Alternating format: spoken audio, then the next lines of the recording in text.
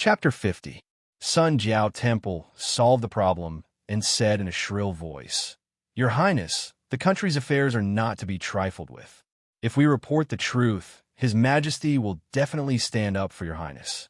If His Majesty mistakenly believes that Su Fengyin is really ambitious, won't he be more determined to become in-laws with lame Su? What will happen to Your Highness then?" She thought about it seriously and frowned. "Yes, then I will be greatly embarrassed. Living with such an idiot, won't I be ridiculed by the world?" Eunuch Sun and Zhang Huan looked at each other tacitly and saw that the other was relieved. The two who did not see eye to eye with each other had a tacit understanding after this trip to Wudong. Princess Suizhu limped down the mountain and asked softly, "Sun Jiao Temple, what do you think of this Su Fengyin?" Eunuch Sun sneered. "He is unscrupulous to the extreme. I used to think that the rumors in the capital were exaggerated, but after coming to Liangdi, which province and which county is not scolding him? Seeing him with my own eyes today, it is even more so." Princess Suizhu's thoughts were complicated. She lowered her voice and said, "Zhang Huan, is he good at using knives? He even made you use your knives." The old royal family of Dongyue laughed. "If we really want to kill him, 10 moves with a Baodiang knife is enough." The princess made an "oh" sound and scolded Su idiot, but did not say anything else. Behind them, 100 Bailiang soldiers were watching them from afar. On the mountain, the old Taoist priest left with his junior apprentice brother Wang Xiaoping. Before leaving, he gave Su Fengyin a bottle of elixirs. Hong Xixiang went to lead the green ox. Only Su Fengyin was left standing at the edge of the messy vegetable garden, looking at Jiang Ni, who was in a daze. His Royal Highness laughed. "If she doesn't want to compensate, I will compensate you." Jiang Ni squatted on the ground and gently lifted a seedling without saying anything. Su Fengyin followed and squatted down. He wanted to help, but was pushed away by Jiang Ni and fell on his butt. She suspiciously raised her head and saw that even though Su Fengyin was covering his mouth, his fingers were still bleeding. He didn't seem to want Jiang Ni to see such a miserable scene. He suddenly stood up and left the garden. Su Fengyin, whose internal injuries were not light, swallowed a fragrant dark green pill in a small cave inside the waterfall, slowly recuperating his qi. In fact, he was not seriously injured when he fought with the Black Panther Party swordsman. It was only an external wound on his hand. This was not a problem for Su Fengyin. After all, he had been practicing the saber for half a year. It was just that, unsurprisingly, the head eunuch of the palace who made the move that was the most lethal. If Wang Zhongluo hadn't blocked most of it, Su Fengyin wouldn't have been able to crawl back, much less stagger his way here. After practicing the saber, Su Fengyin placed the most emphasis on breathing. Without a teacher, he circulated the qi and blood in his body through a few small Kunlun mountains. He felt slightly better. When he opened his eyes, he saw Hong Xixiang, who had brought some vegetarian food over. The young Grand Marshal uncle said softly, "You're a good person." Su Fengyin shook his head and laughed. "She's my servant. If I want to hit, scold, and tease her, that's my law. What's wrong with other people bullying her? Slapping her? Isn't that the same as slapping my face?" The bull-riding man sighed. "I don't understand these things." Su Fengyin mocked. "You only know **T. The man who brought the food over out of goodwill did not refute. Last time, His Royal Highness went up the mountain to beat him up. First, he didn't hit his face, and second, he didn't hit his bird. Hong Xixiang, who was content, was glad. He suddenly thought of something and asked carefully, "Is that girl really the Princess Suizhu that you rejected?" Su Fengyin laughed coldly. "You know all about it?" The young Grand Marshal uncle, who didn't look like a Taoist master, laughed foolishly. "I heard the little Taoist and the pilgrims talk about some things that happened at the foot of the mountain." Su Fengyin leaned against the wall, his slender fingers stroking the simple, embroidered scabbard. He changed the topic and said calmly, "Back then, the old emperor wanted to overturn the forbidden Jianghu by force.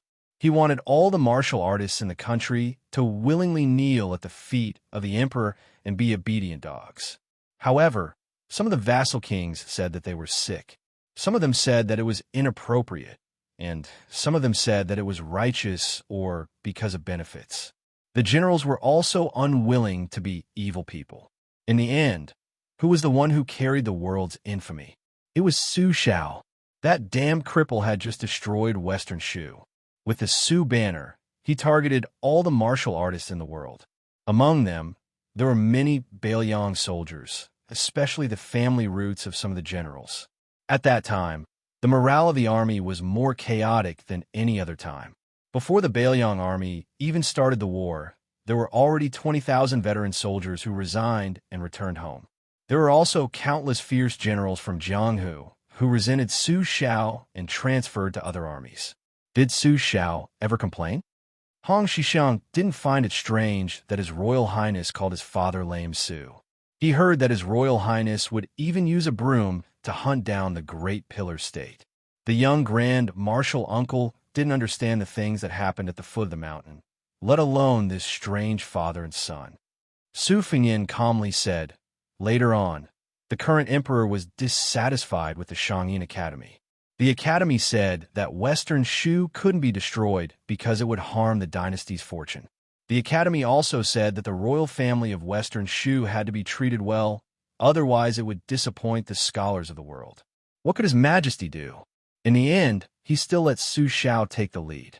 In a spurt of energy, he destroyed Western Shu in just 2 months. As for the royal family of Western Shu, who had won the hearts of the people, even the old emperor was stabbed to death by Su Xiao. Nearly 100 members of the royal family were hanged on the city wall. Almost everyone in Western Shu was wiped out. As a result, the emperor could sleep soundly. Let's not talk about how Su Xiao has been these years. Even I, a dandy who at most brought disaster to the young ladies of cold lands, was assassinated countless times. If I wasn't lucky, I would have died long ago. Jiang and I is like this, I can accept it. She's just a little girl who lost her parents when she was only 5 years old. If she wants to make things difficult for me, it's reasonable. But there are so many old foxes who have lived for several decades, or even 60 years. How could they be so unreasonable? Dragging a group of young talents who were cultivated with great difficulty to be buried with you? Isn't it good to live well? Su Fengyin's expression became surprisingly gentle. He softly said, "It's good to die. I can accompany my mother." The bull rider didn't dare to say anything, afraid that he would be slapped in the face. Su Fengyin regained his composure and said, "You might not believe it, but I held a saber when I was 6 years old and killed people when I was 9 years old. At that time, my wish was to be the #1 martial art master in the world, to ride the fiercest horse, to use the fastest and biggest saber. When I saw injustice on the road, I would draw my saber to help. In the future, I would marry a woman who was as gentle and kind as my mother. What does Beliang's hundreds of thousands of armored cavalry have to do with me? But after I grew up, I realized that many things can't be done as you wish. Many people, when you try to reason with them, they would not listen to reason. So when Su Xiao told me not to touch a saber for 10 years and then to travel for 3 years after 10 years, I did it. Last year, old Huang, who was missing his front teeth, died. I didn't ask Su Xiao if this was because he wanted old Huang to die on top of the martial emperor's city wall. I didn't dare to ask. Today, I practice the saber. In the future, I practice the sword. Even if I can't master it well, or give up halfway, I will still." The young martial granduncle broke out in a cold sweat and kept quiet out of fear. Su Fengyin leaned his head against the stone wall and didn't speak his final thoughts. He only looked at the luminous pearl on the other side of the wall and said, self-mockingly, "You asked my sister to live a better life in Jiangnan. If she's not happy, I won't be polite to you.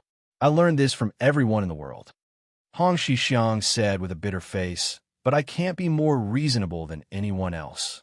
Su Fengyin remembered that during his 3 years of travel, by the banks of the Luo River, he saw a graceful figure in the distance. He said in a daze, "The lovesickness saber is best at killing people." Hong Xixiang was just about to flatter him and say that His Royal Highness' words were very knowledgeable and particular. But Su Fengyin saw this coming and said, "Shut up." Chapter 51. Su Fengyin told the bull rider to shut his mouth. He was just about to have this fellow go to the thatched cottage and bring some paper over. His experience on the mountain required him to write a letter to Su Xiao. If the Golden Princess Sui Zhu had come to Beiliang and Wudong out of childishness, then there was no need to be overly concerned. It was just a matter of old enmity adding to new hatred. Su Fengyan had plenty of lice and was not afraid of niche. In any case, he most likely would not go to that majestic and imposing capital city in his lifetime. But if it was someone or a small group of people who instigated it, then he could not let his guard down. Don't look at how Su Xiao was an extremely high official with boundless glory. Who knows when dark clouds would descend on the city? When dealing with people, there were two kinds of people most afraid. One was extremely intelligent, and the other was self-righteous idiots. And in Beiliang, these two kinds of people were the most common. Su Fengyan was just about to order this martial granduncle of his when a strange phenomenon occurred. The huge waterfall that was cascading downwards suddenly exploded. The waves were like a wild horse that had broken free of its reins. Su Fengyan and Hong Xixiang both became drowned rats. Su Fengyan did not care about this splash of water. He stared fixedly at the scene on the huge rock in the middle of the white elephant pond outside the waterfall. In the blink of an eye, he could vaguely see the sword maniac Wang Xiaoping, whose seniority in Wudong was as high as the sect leader. He stood proudly, the peachwood sword in his hand pointed straight into the cave. This sword was incomparably domineering, giving His Royal Highness a show of strength. Wang Xiaoping, who had been silent for more than 10 years, really did not say anything. He floated away, coming and going in an unrestrained manner. Just like Su Fengyan when he was traveling in exile, he probably liked this kind of young, chivalrous hero. His nose was up in the sky, arrogant beyond belief.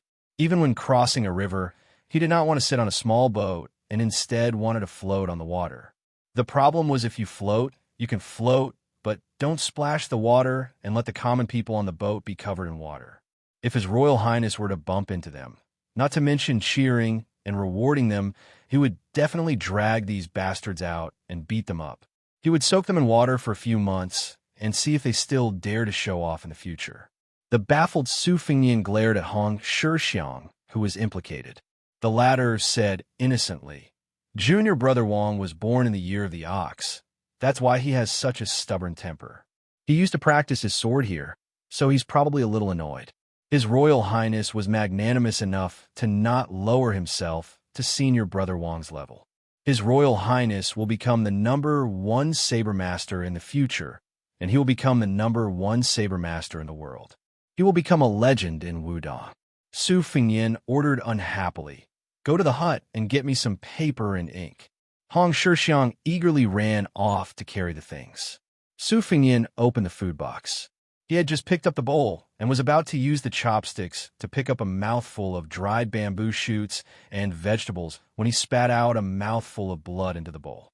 The red and white mixed together. Su Fengyan exhaled a long breath. Wudong's medicinal pills were indeed extraordinary. After spitting out the blood, his qi and meridians were much more comfortable. Su Fengyan expressionlessly swallowed the bowl of rice, chewing it carefully and swallowing it slowly. After finishing the bowl, what he ate was not the food that Hong Xixiang brought, but Jiang and I, who had never set foot on the hanging Immortal Cliff before. In her hand was an ancient inkstone and several pieces of green sandalwood paper. The origin of the palm-sized ancient inkstone was frightening. In West Chu, there was a man who did not love the country, nor did he love beauties, but only loved brush and ink. He was Jiang Mi's imperial uncle. This ancient inkstone was ranked second among the ancient inkstones in the world by him. It was the best quality fire clay inkstone. Its quality was outstanding. It was warm in the winter, but did not freeze, cool in the summer, but did not wither. It could accumulate for several years without rotting. Even though Jiang and I was a country's imperial uncle, he was still reluctant to use it. When it fell into Su Fengyan's hands, he would use it every 10 days. Seeing ginger mud, Su Fengyan still had her grind the ancient inkstone. He picked out the best Guangdong Liaowei and waited patiently for the ink to become uniform under Princess Taiping's delicate hands, until it glowed with the unique reddish hue of clay. Only then did he pick up the brush and start writing. Today, after meeting with Princess Suizhu, he wrote down everything, no matter how big or small. Su Fengyan Xiaojia was the most outstanding. The ancients said that learning to read a book must be done first to learn the regular script. The big script was based on the facial bones and willow tendons. The regular script was based on the Ouyang script. Finally, it was reduced to the mosquito regular script, imitating the Zhongwang. This was an ancient teaching. Most of the scholars in the world followed this order step by step. However, under Li Yishan's guidance, Su Fengyan did the opposite. Learning Xiaojia, he followed the Xiaozhuan ancient script. If he could not write Xiaojia well, he was not allowed to touch other things. As soon as he was discovered, he would be beaten with a green-gourd wine pot. Among the contemporary calligraphers, only an old monk from the two Zen temples, who was addicted to wine as if it was his life, could enter Li Yishan's discerning eyes. He was said to be, when this monk is drunk, there is only Vajra's glaring eyes. There is absolutely no bodhisattva's lowering eyebrows. Therefore, His Royal Highness calligraphy carried a rare charm, full of murderous aura. Speaking of which, of Su Zhao's 2 daughters and 2 sons, only Su Fengyan's calligraphy was presentable. Needless to say, Su Longxiang did not know a single word of Duda. Su Zhihu could be considered mediocre. Even the amazingly talented Su Weisheng was pitiful. His poetry and literature could be said to be the best in the world. Only this word, even Su Xiao, could not be thick-skinned enough to say that it was good. Su Weisheng's letters back home to Beiliang were few and far between. Perhaps this was the reason. Su Fengyan blew dry the last few drops of ink and folded the letter. Who would deliver the letter became a problem. He did not want this secret letter to fall into the hands of a Wudong Taoist priest. But the people of Beiliang Palace next to him were the last of the imperial bloodline of West Chu. Not to mention the distance between him and the trusted direct line of descent, his thin and weak body was also not suitable to deliver a letter. It was hard to guarantee that there were no deranged death warriors or assassins waiting around Wudong endlessly. The Beiliang soldiers at the foot of the mountain were escorting Princess Suizhu and the other 3 people away. Could it be that he had to call several Wudong masters to make a trip there? Su Fengyan lamented. Fine. He used his final trump card. He went out and chopped a small section of green bamboo with embroidery and stuffed the letter into it. He put 2 fingers to his mouth and whistled, summoning the blue and white Luan from the top of Wudong Mountain. He tied a piece of cloth to its claws, and the 6-year-old phoenix flapped its wings and flew away, disappearing in an instant. Su Fengyan came to the edge of the white elephant pond and looked at the sparkling water in the pond. He also looked at the breathtaking, huge rock that looked like a dragon's horn. Jiang and I, who had been standing behind Su Fengyan all this time, said firmly, "I want to go down the mountain." Su Fengyan frowned and said, "You don't even want to take care of the vegetable garden? Are you going to let that little garden be abandoned?" She repeated in an old-fashioned manner, "I want to go down the mountain." Su Fengyan said angrily, "Let's make this clear first. The moment you go down the mountain, I'll flatten it." Unexpectedly, Jiang and I was not moved at all. "Up to you." Su Fengyan was completely at his wit's end. His heart was moved. He laughed and said, "If you want to go down the mountain, then go down the mountain. Your feet are on your body. I can't tie you up. But before you go down the mountain, come with me to do something. In return, I'll give you the fire clay inkstone in your hand. How about it?" Chapter 52. Without another word, Jiang and I threw the inkstone in her hand into the white elephant pond. She didn't want this ancient inkstone to be ruined by the guy in front of her.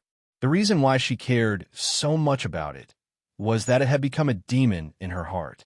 Not only was it a relic of West Chu's former glory, but there was also a secret that she had hidden very deeply.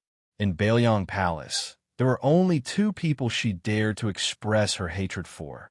Other than Su Fengyan, who was ranked first, there was also that Su Weisheng, who was flawless except for his handwriting and appearance. That year, when she tried to assassinate His Royal Highness in bed, she failed. Su Fengyan only gave her a slap on the face and said a few harsh words, but Su Weisheng came back from Xianxia Academy thousands of miles away and threw her into the well. The well water wasn't as high as a person. It couldn't drown anyone, but it was dark without daylight.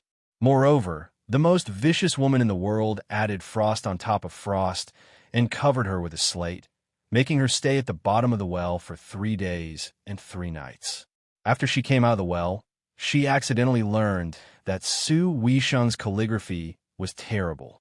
Jiang and I began to practice hard on her own. She didn't have a brush or an inkstone. It was fine. She used a branch as a brush. Rainwater, snow, and all kinds of water without roots could be used as ink. Her memory of copying before she was 5 years old had long been blurred. Later on, Jiang and I only cared about venting her emotions. She could write numbers with one stroke. Often, the writing on the ground was strange and abnormal, contrary to the current calligraphy style. Su Fengyin looked at the sky and said, "I'll call you at night." Jiang and I didn't ask anything. She went to the hut and squatted down to look at the vegetable garden for the last time. It could be seen that although she was stubborn, she was still reluctant to leave. Su Fengyin shouted, "The one who rides the bull, get out here." The young Shirshu really came out. Su Fengyin was used to this birdman's appearance and disappearance. He said, "Go prepare some wine and meat, a large awl for writing on the board. If it's really not enough, a broom is fine, and a bucket of ink. Go now." Hong Xixiang was puzzled. What is His Royal Highness doing? Su Fengyin laughed, practicing calligraphy. Hong Xixiang said in panic, "Don't tell me he's going to write on the wall of Xiang Monastery?" Su Fengyin comforted him. "How could I do such a tasteless thing?" Hong Xixiang said uncertainly, "Really?" Su Fengyin gave him the word scram. Apart from praying for his own good fortune, Hong Xixiang also prayed for Purple Sun Temple. This His Royal Highness better not cause any trouble. Which of the 100 or so Taoist priests of Xiang Monastery wasn't living in fear these days? It was said that the Taoist priest couldn't sleep well every night. Every day, he would go to the eldest senior brother's place to complain, pleading for the devil incarnate who was stirring up trouble at some unknown time to be invited to another place. Su Fengyin waited for an hour. When Hong Xixiang brought the things over, he returned to the waterfall to rest. The bull rider brought a pot of fragrant rice wine, 2 pounds of cooked beef, a giant awl half the height of a person, and a barrel of ink. It was very complete. Su Fengyin really didn't know what this bull rider was doing every day. If he wasn't running errands and delivering food, he would be sitting by the waterside in a daze. If not, he would be herding cows and riding cows. How did he cultivate the way of heaven? If cultivating the way of heaven was so comfortable and easy, Su Fengyin would want to go and cultivate it. The 15th day of the month was a full moon. With such a large silver plate hanging in the sky, there was no need to carry a lantern when walking at night.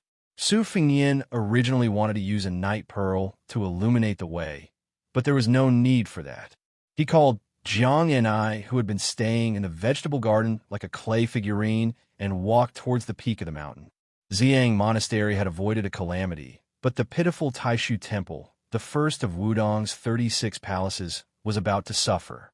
The night is like a worm. The mountain is like a crouching cow. The bright moon is like a cocoon.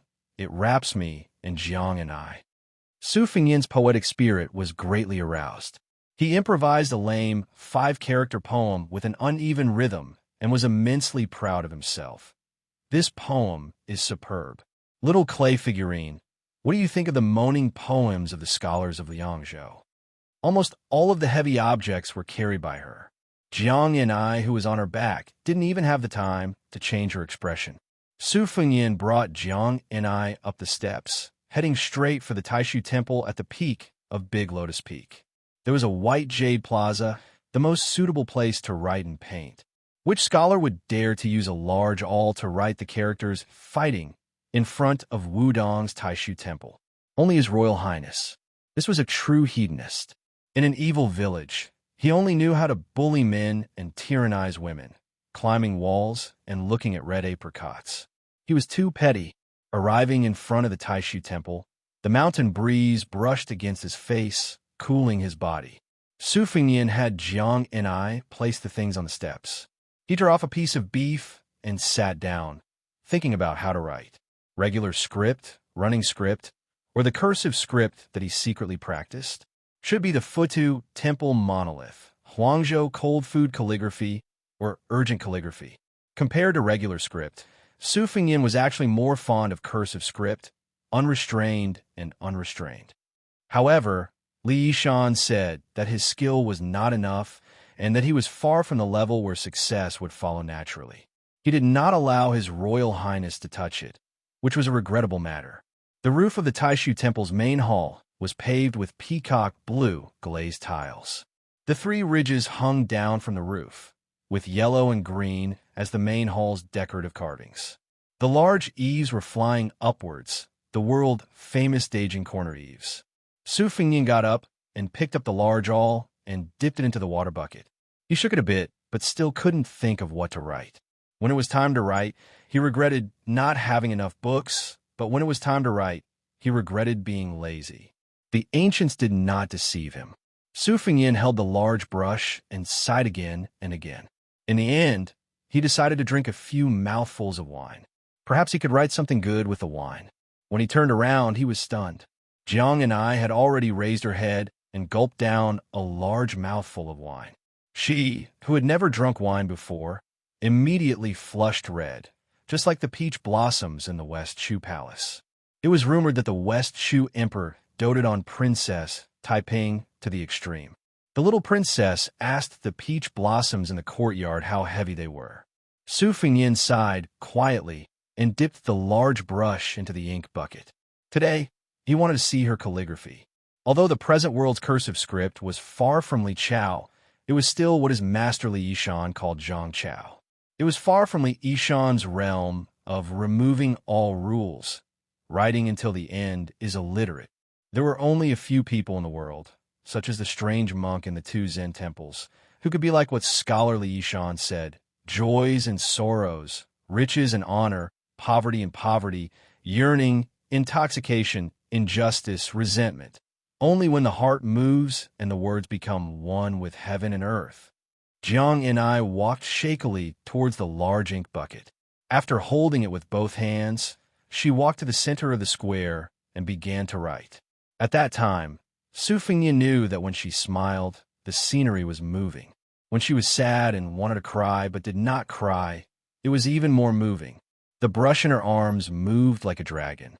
It was as if there was a ghost at the tip of the brush. The large brush had 245 characters. One stroke often had 5 or 6 characters. It started with West Shuiwe, mountains and rivers die. East Yu, mountains and rivers die. At the head of the river, the people suffer. At the end of the river, the people suffer. It ended with Jiang Ni swears to kill Su Fengnian. She held the large brush and sat near the character Nin. Her body was covered in ink. She was lost in thought, and tears streamed down her face. Su Fengnian sat on the highest step and muttered to himself, "What a good great gung horn swearing to kill under the moon." Chapter 53. That night, Jiang and I, who was no longer West Shu's Princess Taiping, went down the mountain alone. Su Fengnian did not fly into a rage out of humiliation and destroy her rebellious cursive script. He just lay on the stone steps, drank half a pot of rice wine, ate all the beef, and waited for the east to turn white before leaving Taishu Temple. That day, Su Fengnian was still diligently practicing his blade. A clumsy bird always flies backward, always suffering a little. After dawn, the little boy sweeping the floor saw the scribbled words on the square and was shocked. He thought that an immortal had descended to the mortal world to write a heavenly book. He threw away his broom and ran back to the hall to call for his master. After his master read it, he called for his master again. Finally, the 6 most senior martial grandmasters of Wudong were all gathered. The only person in the world to have completed the Great Yellow Court Pass in the last 60 years was the sect leader Wang Zhongluo. Chen Yao, who was in charge of Wudong's moral precepts, was inflexible but not inflexible. He was over 90 years old, but his body was still healthy. He loved to walk in circles and reprimand the most talented disciple on the mountain. Before he finished scolding, he would begin to feel sorry for him. Song Jiming, who had lived for 2 centuries and was a full 140 years old, appeared to be the lowest in seniority. He had already come out of the last prison pass 7 or 8 times. If he wasn't the first in the world, then he would be the second. At the same time, he was in charge of refining external elixirs. Wudong had nearly 100 elixirs, most of which came from his hands. Yu Xingrui, who had just returned from his travels in the Eastern Sea, was dressed sloppily. His inner strength was vigorous, second only to Wang Zhongluo. He had just reached 60 years old and had taken in a disciple with an exceptionally good constitution. The child was not even 20 years old. Wudong's seniority often had nothing to do with age. The sword maniac Wang Xiaoping, who was even more mute than a mute, was like an ancient well without ripples. It was as if he had no other concerns in his life besides the sword. In addition, the last person on Wudong Mountain was probably the one who did not do proper work and only pursued the illusory heavenly Tao, Hong Shixiang. Good writing. Chen Yao praised from the bottom of his heart. Excellent. Yu Xingrui nodded in agreement. Good writing is good. Apart from the 7 words at the end, this Xiong is filled with grief and indignation, yet unyielding. This is the first time I have seen something like this. Song Jiming, who was twice the age of an average person, sighed heavily. He bent his waist and stood at the beginning of the book, studying it carefully. Twirling his vine-like white eyebrows with one hand, he exclaimed in surprise, "Come to think of it, it seems that the seemingly redundant 7 words at the end are the finishing touches. What a great oath of death. Good calligraphy. Compared to the current cursive script, it's even more boundless and unrestrained. The dragon leaps over the heavenly gate and the tiger crouches on the mountain. What's more, it's a good piece of writing. It's hard to imagine that it came from a girl who's not even 20 years old." Wang Zhongluo's words sealed the coffin. "Shushushu. Be softer," Junior Granduncle said nervously. "What's there to be afraid of? His Royal Highness is practicing his swordsmanship down there," Wang Zhongluo teased. "In any case, I'll be the only unlucky one when the time comes." Hong Shixiang muttered. "It's easy to get along with young people. We're all old," Wang Zhongluo said with a smile. "Eldest senior brother, just because I'm young, you're pushing me into the fire pit?" Hong Shixiang said with grief and indignation. "Junior brother, you have to understand that if I don't enter hell, who will? The heavenly Tao is nothing more than this." Wang Zhongluo laughed. In front of his junior brothers, how could he have the demeanor of a transcendent Taoist immortal? "Bullshit. That's Buddhist language." Hong Shixiang shouted. 10,000 streams flow from the east into the sea. The words are different, but the logic is the same. Yu Xingrui laughed, adding insult to injury. "Did you hear that? Your senior brother Yu's words are reasonable." Wang Zhongluo patted his junior brother's shoulder, then exchanged a smile with Yu Xingrui. They were all old and had no hope of immortalization. The greatest joy they had was to tease their junior brother a little, who knew when they would be lying in a coffin, so they would say as many words as they could. Wang Zhongluo said, "Junior brother, your calligraphy is the best here. Take advantage of the clear weather and copy it. Place it on the top floor of the sutra depository and store it carefully."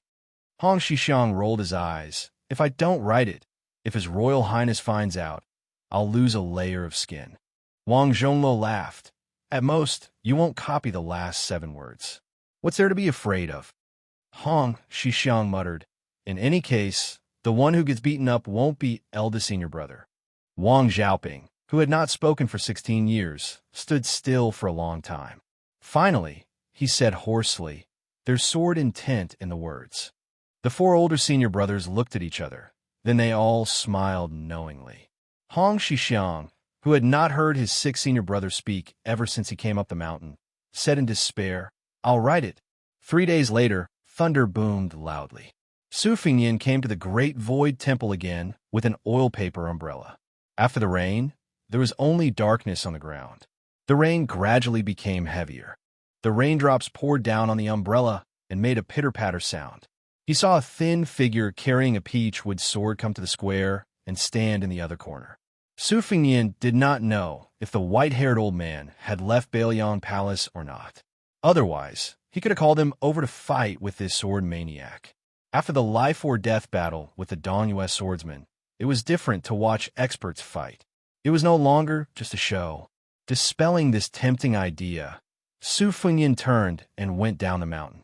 Outside the thatched cottage, Wudong Garden's first-class maid, Blue Bird, stood in the thunderstorm. She held an oil paper umbrella with a blue wand painted on it, quietly waiting for His Royal Highness. Blue Bird brought with her a letter that de Zhuwa had personally handed to her.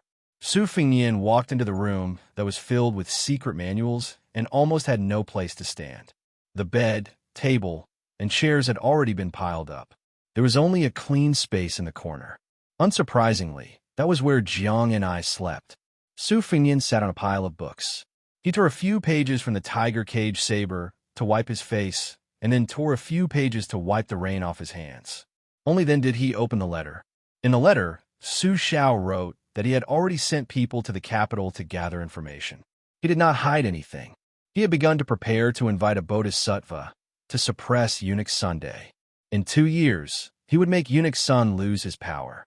What really stunned Su Fengnian was that Su Xiao had finally uncovered the mystery. Why did he want him to come to Wudong?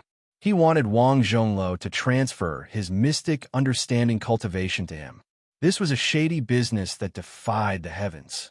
Was he not afraid of being struck by lightning? Su Fengnian destroyed the secret letter. His heart was in turmoil. He raised his head to look at Blue Bird, who was standing at the door, and asked, "Can internal energy be transferred to others? If so, as long as one passes on one's internal energy before death, won't the experts of the sects and large sects become stronger with each generation?" Blue Bird said calmly, "The effects of a pill or a bowl of rice vary from person to person. The amount of internal energy transferred is at most half. There was once a devil in Jianghu. His internal energy was profound. He liked to forcefully transfer internal energy to others. He saw with his own eyes how those people's bodies could not bear the burden. In the end, their limbs exploded and they died. Only a complete head was left." Su Fengnian was dumbfounded. There's such a madman who harms others without benefiting himself? Bluebird nodded. Su Fengnian asked, "Do you think this is Su Zhao's idea, or my master's?" Bluebird replied, "Honestly, I don't dare to say." Su Fengnian said helplessly, "Then it must be Su Xiao." Chapter 54. Bluebird looked around and unexpectedly smiled. Su Fengnian said softly, "Wait for the rain to lessen before you go down the mountain." Bluebird made a sound of agreement. Bluebird still had to go down the mountain in the end.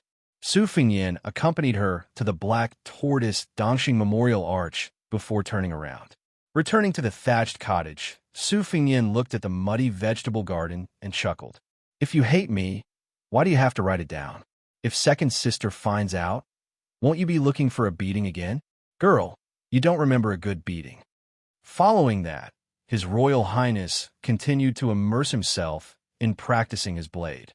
However, he began to boldly go to the purple bamboo forest on Big Lotus Peak to look for trouble. It must be known that that was the forbidden area of the founder, Wang Xiaoping. Few of the same generation as this sword maniac on Wudong Mountain dared to disturb him. Only the young martial granduncle would go there to graze or find some suitable slender purple bamboo to make a fishing rod.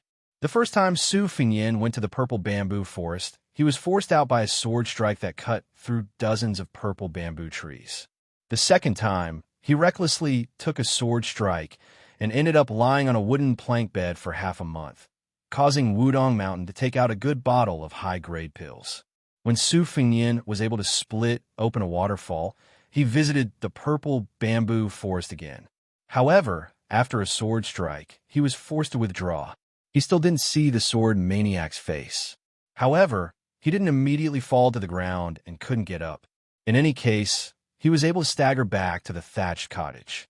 Wudong Mountain and Mount Longhu were both of the Cauldron Branch. Not only did they promote the cultivation of the dragon and tiger embryonic breathing technique, but they also accepted the external pills that Mount Longhu condemned as heretical. Qingyun Peak had several Qianjun cauldrons. The alchemists were the ones on the mountain who were most willing to endure hardships. Every year, they consumed nearly 10,000 caddies of charcoal. Su Fengyan once went to Qingyun Peak to observe the cauldron opening ceremony. It was said that apart from the main peak of Lotus Peak, this mountain was the most evil and inviolable. One had to choose an auspicious day to build an altar and burn talismans. The alchemists would kneel at the foot of the peak and pray to the heavenly sovereign of the great Tao. Only after the ceremony did they ascend the mountain. This finally made His Royal Highness understand that cultivating the Tao wasn't easy, and alchemy was even harder. However, this didn't stop Su Fengyan from eating pills like a cow chewing on peonies. This made Hong Xixiang, who had finally convinced his third martial brother Song Jiming to allow His Royal Highness to enter the mountain to watch the alchemy, extremely angry. He had no choice but to throw a flirtatious glance at this heartless blind man. Eldest martial brother had said that young people were easy to communicate with. This was completely unreasonable. The scent of osmanthus on the mountain was very fragrant. Other than competing with the waterfall at the foot of the immortal hanging peak, Su Fengyan would occasionally go to the purple bamboo forest to fight with Wang Xiaoping. Finally, he was barely able to withstand one sword strike without falling. Although it was just one sword strike, whether or not Su Fengyan fell or not meant that Su Fengyan had reached a higher level in his saber practice.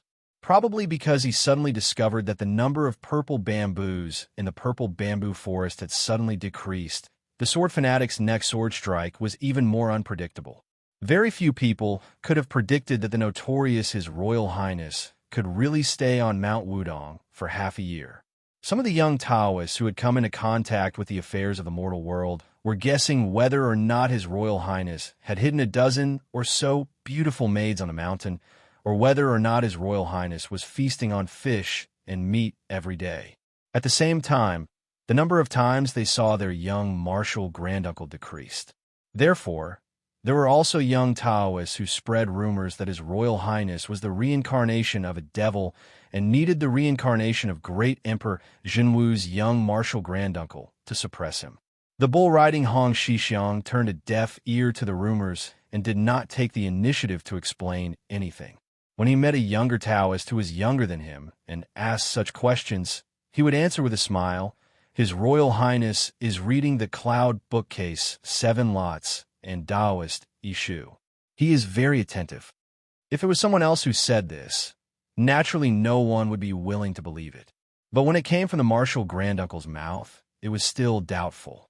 Occasionally, a Taoist priest, whose seniority was neither low nor low, would ask with righteous indignation, "Hong Shu, that person surnamed Su did not want to be His Highness the Heir Apparent. Why did he come to Mount Wudong to abuse his power? Who is he practicing his blade for?" The young martial granduncle laughed and said, "Probably for him to practice his blade for himself. His Royal Highness is born rich and noble. His hobbies will always be different from ordinary people. He is indeed a bit different. There would always be people who couldn't help but sneer. He must have secretly learned our Wudong's secret techniques and practiced his blade so that he can go down the mountain to commit evil." At this time, the young martial granduncle fell silent. Today he had released the green ox and walked alone through the mountain forest towards the hanging coffin. He saw Wudong Mountain's unique autumn cicada fly past his eyes. Hong Xixiang didn't seem to speed up his pace, but after walking a few steps like a drunkard, he caught up with the autumn cicada and gently pinched it, blocking it just before it crashed into a spider web.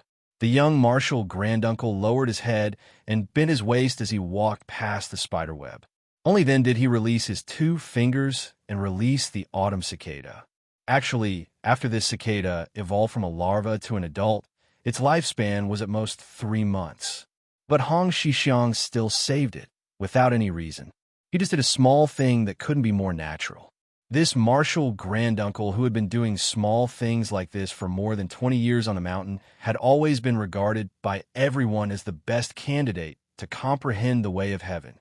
But it seemed that he himself didn't know what the way of heaven was, nor did he spend any effort to think deeply. He ate, drank, pooped, herded cows, read books, and enjoyed the scenery. Hong Xixiang slowly walked out of the thatched hut and saw His Royal Highness picking a cucumber from the vegetable garden and putting it in his mouth to chew on. Hong Xixiang wanted to steal a cucumber to taste while His Royal Highness wasn't paying attention, but Su Fengnian used the embroidered winter scabbard to slap away his claws. Hong Xixiang, who could only crouch on the side and watch curiously, asked, "His Royal Highness, is he really willing to part with the red and tender wine face, clear and beautiful singing voice, delicacies and brocade bedding of the prince's estate?" Su Fengnian laughed, saying, "If you did this every day for more than 10 years, you would also be willing." Hong Xixiang shook his head, saying, "I just can't bear to part with this mountain." Su Fengnian said disdainfully, "You're a coward. These are two different things." Hong Xixiang pursed his lips. This was the young martial granduncle's greatest protest. Su Fengnian said mockingly, "I even dare to go up the mountain to practice the blade. You don't dare to go down the mountain? Are there groups of demons and monsters at the foot of the mountain, or are there demons and monsters everywhere? Taking a step back, even if there are, don't we need you Taoists to slay demons and monsters?" Hong Xixiang still shook his head vigorously. Su Fengnian didn't waste any more saliva, asking, "I'm going to the purple bamboo forest. Are you coming with me?" Hong Xixiang shook his head even more like a rattle drum, waving his hand, saying, "I'm not going. Even senior brother Wang won't let me go there to graze the cows anymore." Su Fengnian gnawed on a cucumber, carrying the winter embroidered blade as he left the little vegetable garden, saying vaguely, "What's so great about being number one in the world? It's better to be the only one in the world. Everyone is fighting for the title of number one in the world. In the end, there's only one person, but the latter is something that everyone has a chance of attaining. This is the way of the heavens." Hong Xixiang squatted on the ground, his hands supporting his cheeks as he sank into deep thought. "I understand a little, but I don't understand a little." Su Fengnian, who was walking with his back facing Hong Xixiang, coldly snorted, "Don't steal cucumbers anymore. I've already counted them. If I find out that you're missing even one, I'll beat you until your 3 legs are covered in blood. Do you understand?" Hong Xixiang squeezed out a smile, saying, "I understand very well." Chapter 55. Su Fengnian was just about to go to the mute sword maniac to learn about the so-called sword energy when he heard a pig-like wail that sounded like a pig being slaughtered, accompanied by a mournful cry that sounded like the death of one's parents. Su Fengnian turned around with a smile and saw a big meatball rolling and crawling over. He quickly used the winter embroidery scabbard to block the momentum of the meatball that weighed 150 kilograms. Only Chu Lushan, this fat weirdo, dared to act so shamelessly and seductively in front of His Royal Highness. Seeing the dark-skinned Su Fengnian, the fat man nicknamed Wuxia, struggled to squat at the feet of the crown prince with snot and tears. His white and fat hands held the winter embroidery scabbard as he sobbed. Su Fengnian liked to see Wuxia's exaggerated actions the most. He was happy every time he saw it. As for whether it was real or fake, as long as the Su royal banner didn't fall, it couldn't be any more real. Su Fengnian pulled out the scabbard and patted the dignified General Long Wu's cheeks. "Get up and talk. You're a third-rank secondary class general. I've never heard of you kneeling to your parents before me. However, I've heard that you vent your anger on your parents for no reason. By the way, Wuxia, have you finished the task that Su Xiao gave you?" Chu Lushan didn't bother to wipe off the buckets of sweat that he had crawled out of Wudong. He struggled to get up, the fat on his body trembling. He really didn't know how his maidservants and concubines could withstand the pressure of 150 kilograms of fat. The round fat ball smiled flatteringly and said, "It's almost done. There are people watching over the rest. There won't be any loopholes. Wuxia's parents are 2 disrespectful old people. They only gave birth to me and did a good deed. Why should I kneel? On the other hand, His Royal Highness is wise and powerful. He monopolizes the world and is talented. Today, he has achieved great success in his saber practice. He is a master of both the pen and the sword. He is willing to kneel to your highness even if he dies. Your highness, this mountain is really not a place for people to stay. Lucio boldly invites your highness back to the mansion. Hey, Lucio went out to do some work this time and found a pair of lovely twin lotus flowers on one stalk in Gangnam-do for your highness. They are only in their prime, but they are as plump as a beautiful woman. Your highness, you can pick them. Su Fingyan's face was gloomy. Chu Lushan, who did not know how he had angered his royal highness, suddenly thought of the old servant with missing front teeth.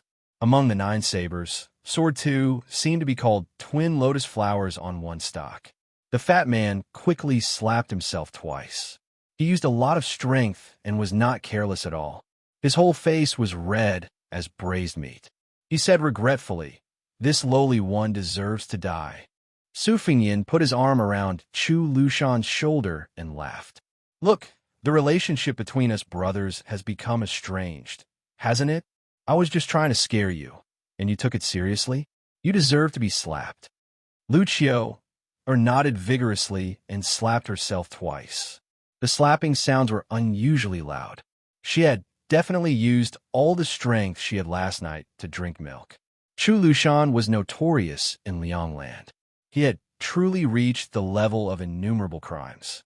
One of them was that as long as he heard that a beautiful woman had given birth to a child, he would kidnap her and bring her to his mansion to drink milk. If the milk was good, the result would be good. After eating and drinking, she would be rewarded with silver tails. If the milk was bad, her breasts would be cut off. This kind of jackal had always been a dog in Liang Prince's mansion. But this dog had followed the Great Pillar State to the north and south. It had once carried Su Xiao on the battlefield and blocked a full 11 swords. Therefore, when Su Xiao was conferred the title of queen, he had promised his adopted son Chu Lushan that he could commit 11 capital crimes and not die. The other adopted sons had their own factions, but they all despised Chu Lushan. For example, Yuan Zhuozong had never looked at this fat man properly, let alone the butcher Qin Jibao, who had even said that he would light Lucio Er's body up as a sky lantern in the future. Su Fingyan brought Chu Lushan to the elephant washing pool. It was immediately cool. Looking at Xianxia carefully squatting down and splashing some water on her face, Su Fingyan asked with a smile, "We didn't come all the way up the mountain just to howl a few times in front of me, right?" Chu Lushan raised his head and smiled. "There's some interesting news recently. I was afraid that your highness would be lonely on the mountain, so I wanted to tell you to relieve your boredom." Su Fingyan was interested. "Lucio is still the warmest. Quickly tell me." Chu Lushan sat down on a stone and said with a smile of exultation, "The first is that a young genius swordsman named Wu Luding appeared in the Wu family sword tomb. He left the sword tomb at the age of 20 and went down the mountain to challenge the world's famous swordsman. So far, he has not been defeated. He will soon reach the Yu King's sword pool. There will be a good show soon. This man, surnamed Wu Swordsmanship, is very good. He walked from the north to the south with a single sword. Although he has never fought with a level 1 master, there are 6 or 7 masters who died under his sword who have been famous for decades. However, Lucio thinks that no matter how powerful his sword is, it is like an embroidery needle compared to your highness saber." Su Fingyan smiled and did not comment. He signaled with his eyes for Lucio to continue. Lucio wiped the water droplets on his face that were warmed by his body temperature as soon as he came out of the pool. He continued, "The next 2 things are related to Second Commandery Princess. 2 years ago, Second Commandery Princess was the invigilator of the Xianxia Academy. She gave a 5-character quatrain to a scholar from Western Shu and said that it was unbearable to look at. The scholar was not convinced and asked who in the world could look good in poetry. Your Highness, do you know what Second Commandery Princess said? Second Commandery Princess's comments almost angered all the literary and famous scholars in the dynasty. She commented that Song Qimen's poetry was dispirited and full of lewdness in the boudoir and the feelings of visiting prostitutes. She commented that Grand Secretary Yuan Jiang, Shen Haidang, Zhang Jiao, and the like were weak in technique and thought, fishing for fame. Overall, their talent was not high and their interest was not high. They were far from being called great poets. She commented that the great poet of Xianxia Academy, Yanji Dao's short chapter, Xiao Ling, was pure music of nature and could not be seen through human effort. Even Second Commandery Princess's teacher, Su Huang, did not escape the disaster. He was commented that he was full of emotion and less of reality. For example, although the beauty from a poor family was extremely beautiful, she lacked the bearing of wealth and honor. In the end, the scholar who was arrogant because of his talent was dumbfounded and had no more arrogance. He could only quietly ask the first CI deity, Li Fujin, what should he do? Who would have thought that Second Commandery Princess still commented that the poem could only be read as unreadable, could not be called a poem, and could not be sung. As for the rest of the people under Li Fujin, they could not even read it. Chu Lushan was panting as he spoke, but he was in high spirits. It was strange to say that Su Jihu, one of the two women of the Pillar State, hated Lucio to the core and wished that he could beat her to death. On the contrary, Su Weisheng, who had an outstanding reputation, did not have much dislike for this fatty. As for his younger brother, Su Fengyan, who was hanging out with Chu Lushan, he had never asked about it. Su Fengyan laughed and said, "This is great. The scholars in the world will be mad and stomping their feet." Lucio laughed and said, "Your Highness is wise. Once this comment was out of the academy, the world will be full of curses. On this trip, I will chop off the 10 fingers of a guy who dared to write an article accusing Second Commandery Princess of being arrogant and overconfident." Su Fengyan intentionally skipped this topic and asked, "The last one?" Chu Lushan's face was fierce. A young man came out of nowhere and ran to Xianxia Academy. He wanted to play chess with Second Commandery Princess, saying that he wanted to learn from the ancients and play 10 rounds of chess. Su Fengyan was surprised. My second sister agreed. Chu Lushan, whose eyebrows were full of murderous intent, sighed and said helplessly, "Second Commandery Princess agreed." They played 10 rounds in 10 days, 5 wins and 5 losses. Su Fengyan smiled and asked, "I guess it's still the 12 chessboards and not the 19 that my second sister created?" Chu Lushan nodded. Su Fengyan understood and said, "This means that no matter how good that person is at chess, he is not qualified to play with my sister on the 19 chessboards." Chu Lushan, who was in the shape of Mithriya, withdrew his murderous intent and immediately became complacent. Su Fengyan smiled and said, "After hearing your words, I remember one thing.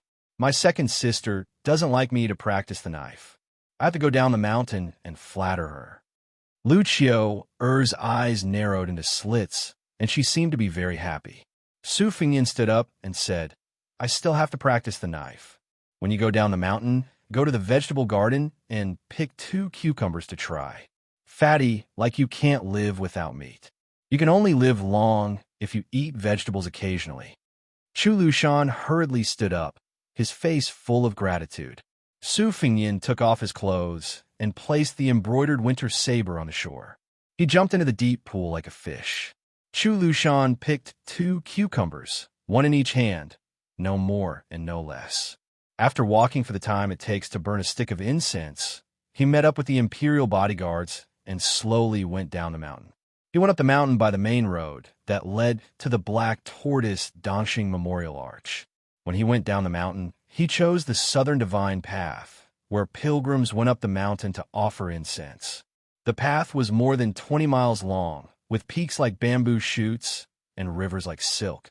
Chu Lushan was silent and even ate the bottom of the cucumber into his stomach. The imperial bodyguard commander was a strong general who killed people like scything flax. He had a good relationship with the master and servant of this adopted son of the Great Pillar State. He half-jokingly said that the general was in such a good mood that he was even interested in cucumbers.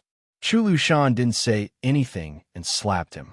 The force was heavy and extremely vicious, knocking out several of the general's teeth. The general swallowed the blood and teeth in his stomach and knelt on the ground, trembling in fear. Lucio who was laughing at his Royal Highness's teasing and even slapping, was expressionless. She walked on a mountain path and didn't even look at the terrified commander.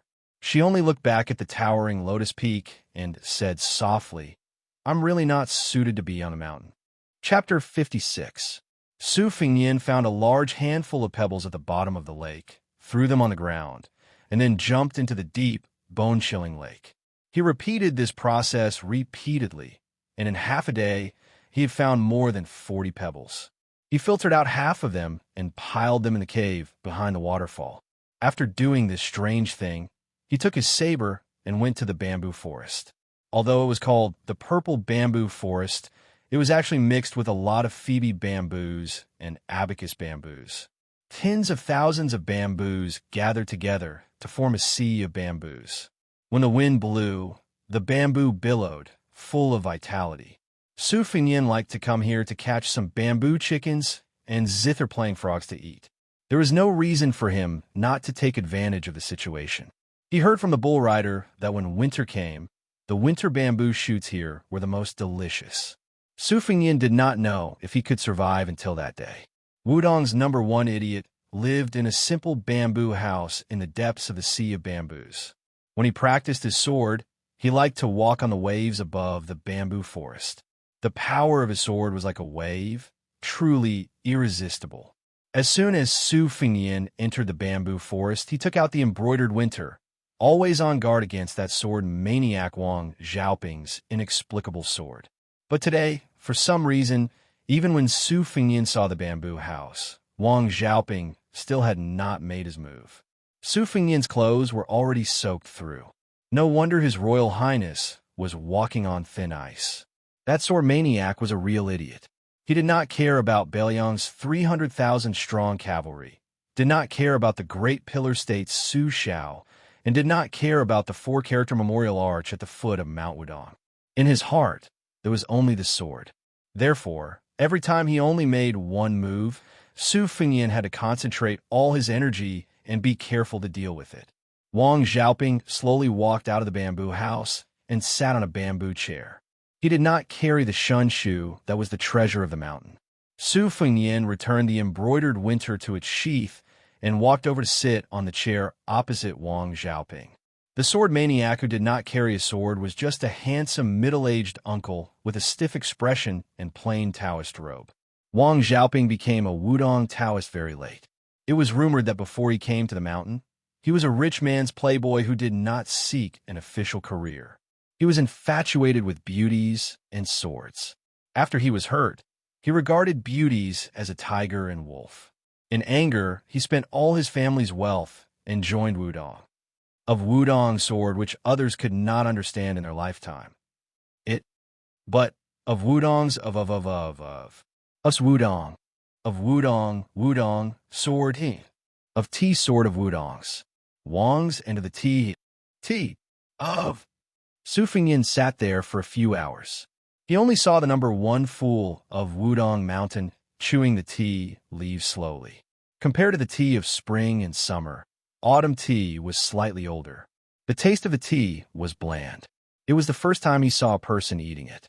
Su Fingyin listened to the rustling of the bamboo leaves. For some reason, he thought of a bamboo poem that his second sister had written. It described the sound of bamboo as the sound of people's suffering and the sobbing of beauties in their twilight years. At that time, it was very praised by scholars. Now that she had made such a harsh comment in Shangyin Academy, the scholars regretted that they had praised Su Weishang. Su Fingyin looked around.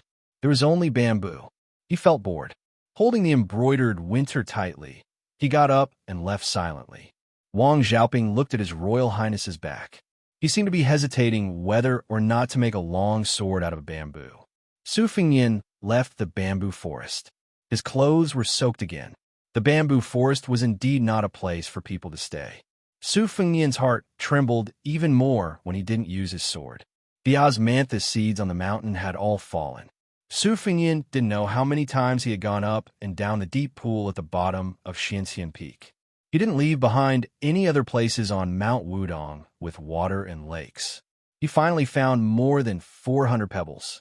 They were black and white, and he piled them up in the thatched cottage. His Royal Highness used the embroidered winter to chop the waterfall and used the embroidered winter to carve stones. There was a sword art in the Xianxia Pavilion sword practice record that was similar to women's embroidery. It was called Fairy Scattering Flowers. It was the most exquisite and mysterious. It was probably comparable to the profound sword art of the Wu family sword tomb. Su Fengnian applied this sword art to the tip of the embroidered winter. Every stroke and stroke was extremely taxing. At first, he could only carve 2 or 3 stones a day. As he got better, he could carve 4 or 5 stones a day. When it snowed on the mountain, Su Fengnian could close his eyes and carve 13 or 14 stones in a day. Su Fengnian counted with his fingers. It was about time to leave Mount Wudong. After all, he still had to go to Jihua to ring the bell. For the Baiyang Palace, this was something that could not be changed even by thunder. For some reason, Su Fengnian became more and more indifferent to the matter of Mount Wudong's sect leader, Wang Zhongluo, transferring his internal energy. He didn't know if it was the bull-riding Hong Shixiang's way of the heavens, or Wang Xiaoping's sword and bamboo, or the death pledge in front of Taishu Temple. Hong Shixiang patiently carved 361 stones. There were 181 black stones and 180 white stones. There were 19 in length and breadth, and 19 multiplied to 361 stones. Imperceptibly, Su Fengnian's knife art went from rough to fine. Occasionally, he would go to the bamboo forest to ask for a beating. He could actually force the sword maniac Wang Xiaoping to use his sword. He had to chop down a dozen purple bamboos before he could chase his Royal Highness out of the bamboo forest. Most recently, probably because he was extremely fed up with the Crown Prince in Xiaodong, he struck again and again, forcefully cleaving out a large empty space in the northeast corner of the purple bamboo forest.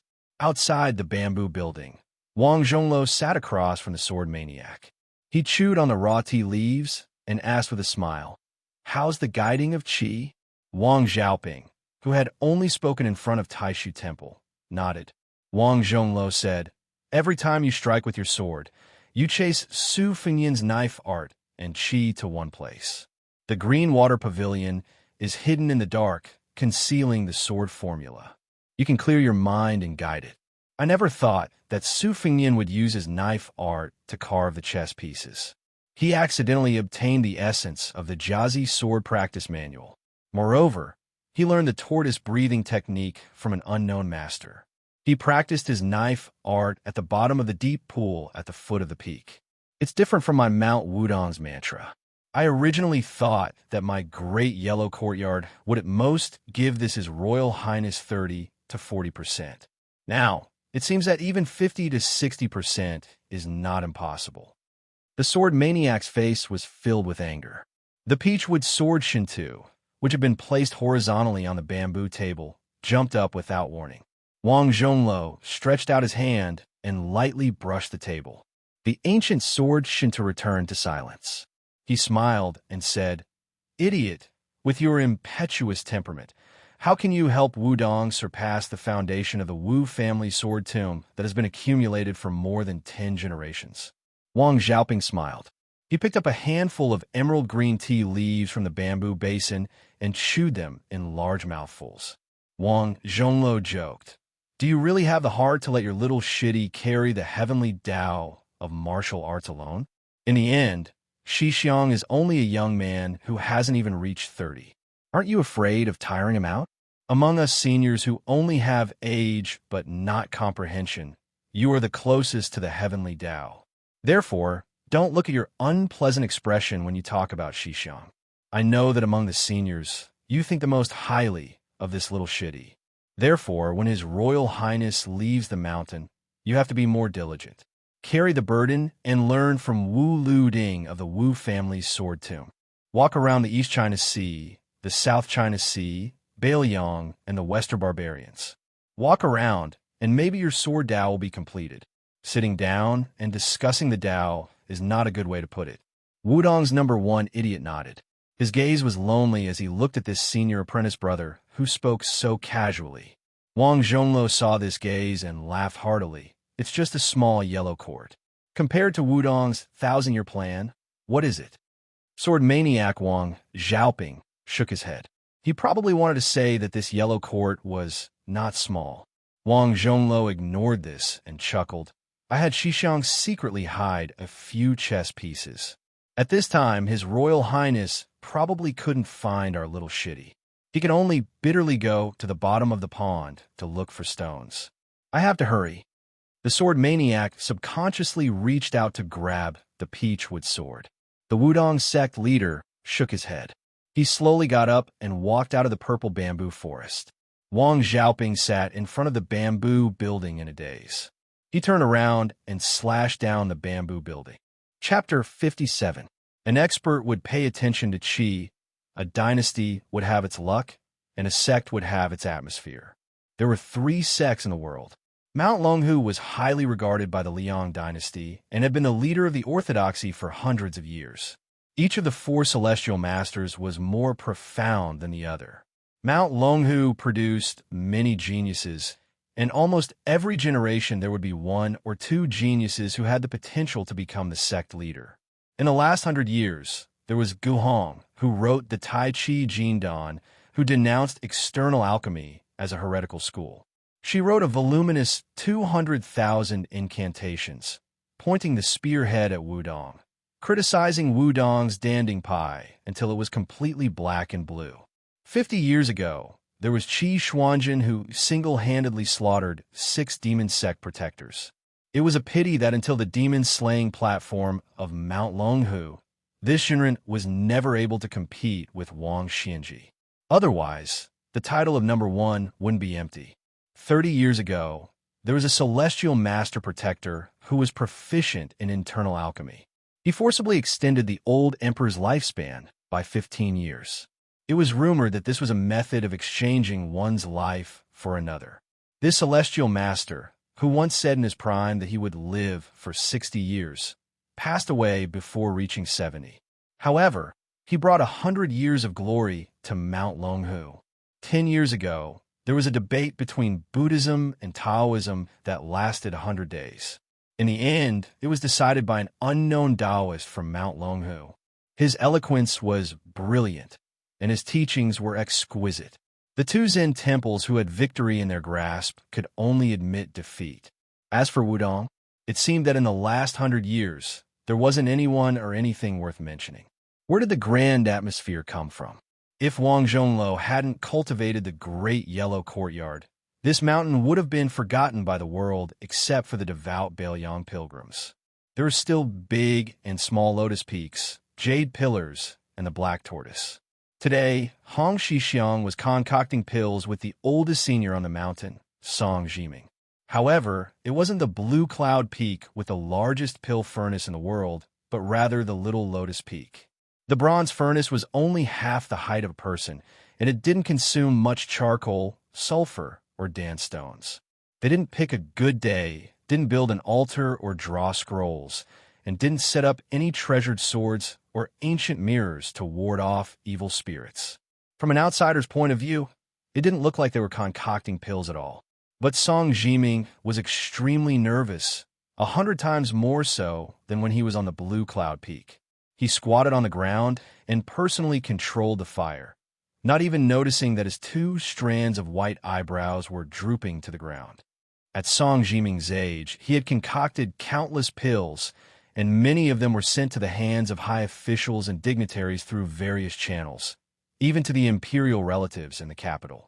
The Knowing Destiny pill was quite famous throughout the dynasty, but the old man knew that concocting pills was like cultivating the Tao. His comprehension was limited, and he lacked the perfect harmony of yin and yang. Therefore, when the Taiji Golden Pill was first published, Song Jiming could only smile bitterly, unable to refute it. But after little junior brother came up the mountain and read all the books, he found a new path. He didn't restrict himself to inner and outer elixirs, and cultivated both inner and outer elixirs. Therefore, in these years of concocting pills, it wasn't Song Jiming who taught Hong Shixiang how to subdue dragons and tigers, but senior brother who was willing to be the fire boy for little junior brother. In the eyes of His Royal Highness, this bull rider was the most idle person, but in the eyes of all the senior brothers, Hong Shixiang was the reincarnation of the Jinwu Great Emperor who had a chance to turn the tide. In the eyes of the sect leader Wang Zhonglou, The 4,000-word deed of thorough comprehension was the most profound secret scripture in the 500 years of Taoism. How was it teaching people how to concoct pills? It was teaching people how to attain the supreme great Tao. Wang Zhongluo never hid anything. And it was precisely these 4,000 words that gave him the confidence to practice the Great Yellow Court Pass. There was also the fist technique that Su Fengnian learned, which was clearly the highest realm of combining the Jade Pillar Mantra and Wudong swordsmanship. It wasn't found in the Pavilion of Scriptures, as Hong Xixiang said, but was comprehended by this young Grand Marshal uncle in his boring daily divinations. It was the most compatible with the Tao of Heaven. How would the young Taoist priest know how shocking his actions were? Perhaps even if he knew, with his cowardly character of being scolded by His Royal Highness every day as a coward, he would only nag that the bottom of the mountain was too scary and that he wouldn't leave the mountain until he became number one in the world. Hong Xixiang furrowed his brows as he stared at the pill cauldron. He suddenly pulled senior brother Song and shouted, "Retreat!" Song Jiming knew something was wrong. No matter how precious a cauldron of pills that cost countless gold and silver was, how could it compare to junior brother? He immediately rolled up his sleeves, bringing Hong Xixiang with him as he swiftly floated backwards. With a boom, the pill cauldron exploded. The entire Wudong sect heard this ear-piercing boom. Thick green smoke could be seen rising in spirals from all the Taoist temples and palaces on the various mountain peaks. They didn't make a fuss about it, and after looking up and seeing this smoke, they continued to work. Our Grand Marshal uncle is being naughty again. On Little Lotus Peak, the two Marshal brothers were in a very sorry state. The cuffs of Song Jiming's Taoist robe had become rags, but in any case, he was still able to protect the main culprit, junior brother. Hong Xixiang ran over to the bronze pill cauldron. This cauldron was personally forged by him, bit by bit. Moreover, the number of pilgrims in Wudong sect these past few years had been declining day by day. The mountain was famous for being short on money. If it wasn't for senior brother Song opening the cauldron day and night at Clear Sky Peak and not missing any good day to refine pills, he would have long been so poor that his bell would have rung. After all, Wudong sect wasn't Mount Longhu. Although it wasn't difficult to be self-sufficient on this mountain, if one wanted to do more things, they really didn't have the strength. Hong Xixiang's thoughts were simple, but that didn't mean he was an idiot who didn't understand the ways of the world. If he treated returning to one's original simplicity as childish, then there really wouldn't be any smart people in this world. Hong Xixiang naturally knew why sect leader de Xixiang invited His Royal Highness to Wudong, but he didn't reject it like senior brother Wang. Hong Xixiang squatted down and looked at the muddy medicinal pills in the broken cauldron. He stretched out 2 fingers and picked up a bit. He brought it to the tip of his nose and sniffed it. He frowned and said, "It's still far away. Third Xixiang, it seems I'll have to borrow your cauldron. When the time comes, don't scold me. Senior brother Wang already won't let me go to his bamboo forest. If I also can't go to Clear Sky Peaks, The amiable-looking Song Jiming looked at his junior brother's bitter face and chuckled. Well said. Hong Xixiang suddenly looked up at the sky, lost in thought. Song Jiming remembered a small matter from many years ago and joked, "Junior brother, this year you've been trying to worm your way into being friends with His Royal Highness. What? You can't bear to part with that red-clothed girl surnamed Sue. If I remember correctly, that year when that little girl went up the mountain in a snowy day wrapped in red, your eyes were glued to her." Hong Xixiang smiled bitterly. Third Xixiang, even you came? Now only senior brother Wang hasn't laughed at me. At that time I was only 14. What did I know? Song Jiming smiled and asked, "How old are you this year?" Hong Xixiang, who never remembered this, carefully counted on his fingers. 24? 25? Song Jiming smiled playfully. Then you remember clearly that you saw that girl when you were 14? Hong Xixiang didn't speak and continued to stare blankly at the sky. That year in Bailiang Palace, led by the Pillar State Su Shao, nearly 100 people went up the mountain. At that time, the Pillar State had just conquered half of Jianghu. Everyone in the world was waiting for the Bailiang cavalry to crush Wudong as well. But they didn't expect that on this trip up the mountain, Su Xiao didn't want to tear down the memorial arch of the Black Tortoise in prosperity, but only burn incense.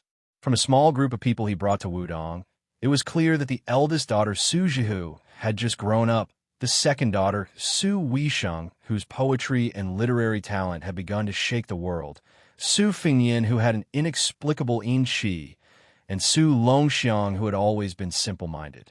After going up the mountain, the 4 children of the Pillar State began to wander around. Among them, Su Weisheng was the most domineering and arrogant.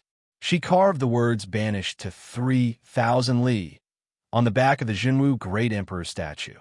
The words were crooked, but it was enough to show her loftiness. Wudong didn't know whether to laugh or cry when they found out, not even daring to say half a harsh word. The elder sister, Su Jihu, on the other hand, didn't do anything out of line. She wandered around aimlessly and finally saw a little Taoist boy riding an ox.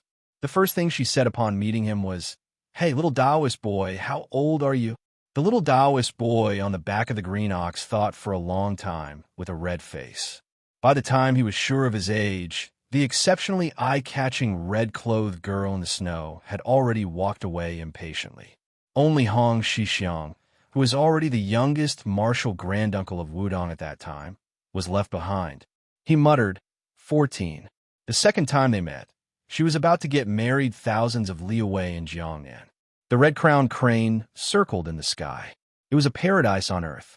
Near the turtle camel tablet on the little lotus peak, she saw Hong Shixiang. She smiled and asked, "Hey, little Taoist boy, this mountain is so boring. Why don't you marry me? How interesting." His face was still red, and he couldn't say a single word. Afterwards, there was no afterwards.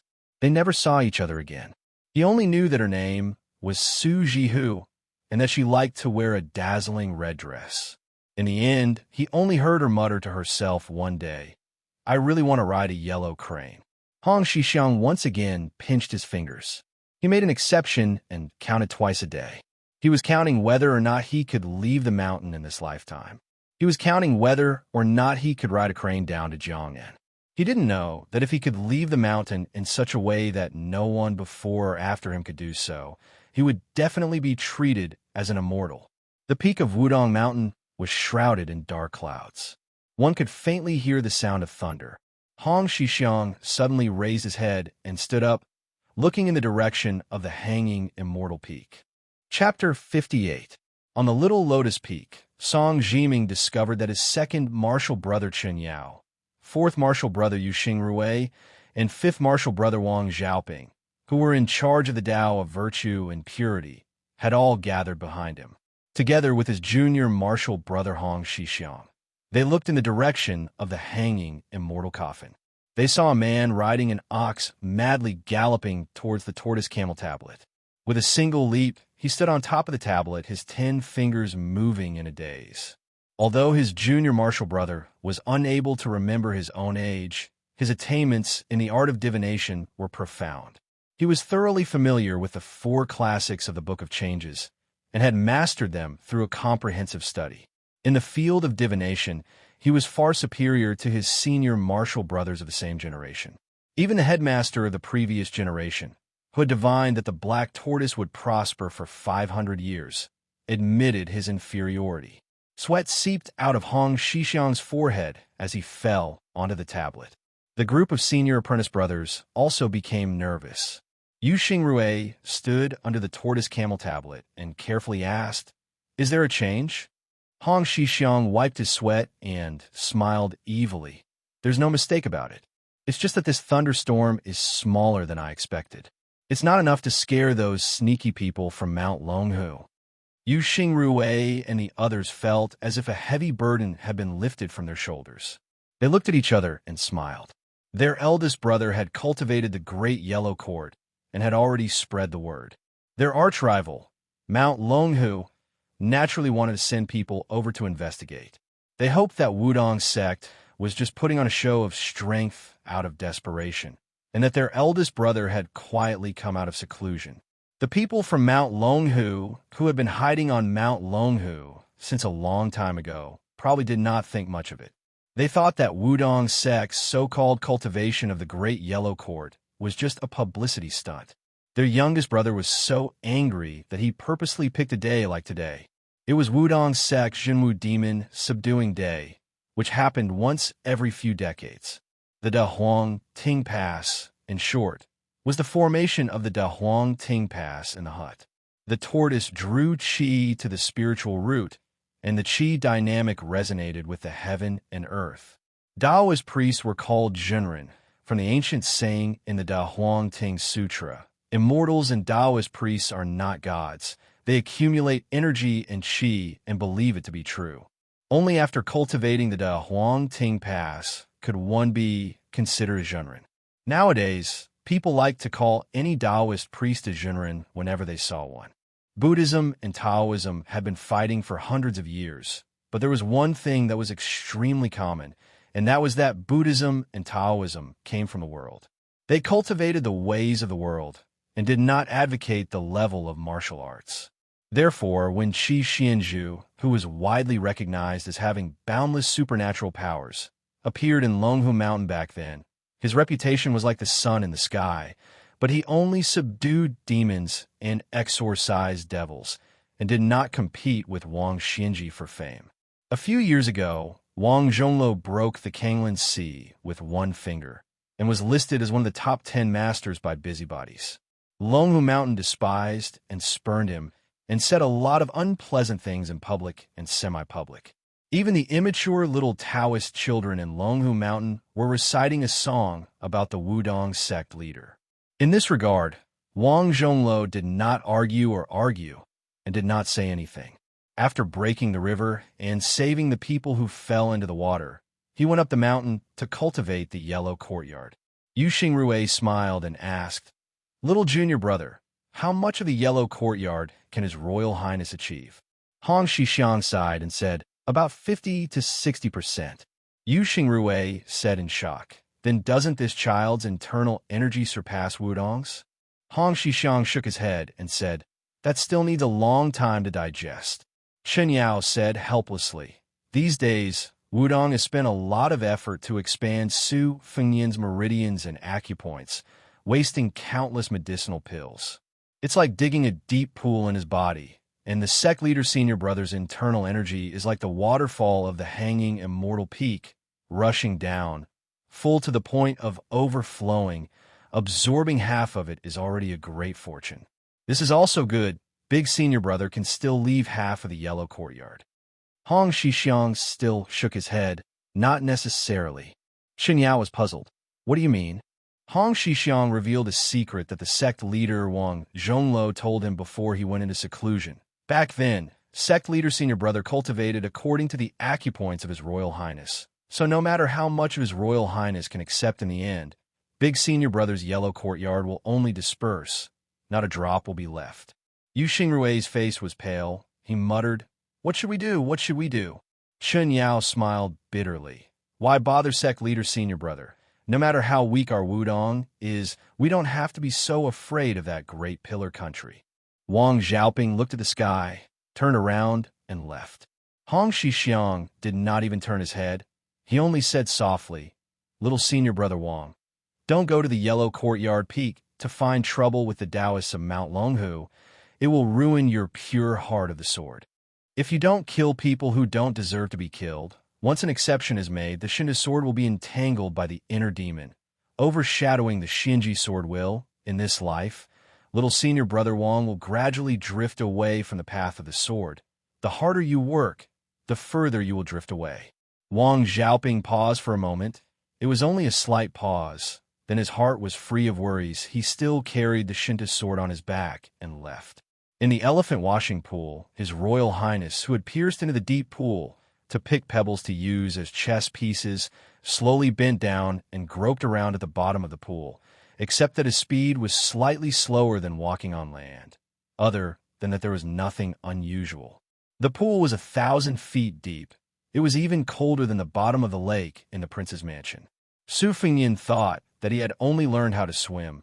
He did not know that this strange breath-holding was the same as the Taoist return to the origin breath. Not to mention that Su Fengyan's internal energy was still thin, he still found the right path. The difference was huge. From afar, a mountain man could not compare to a mountain climber, but after climbing a mountain and not finding the path, he could not compare to a person who found the path.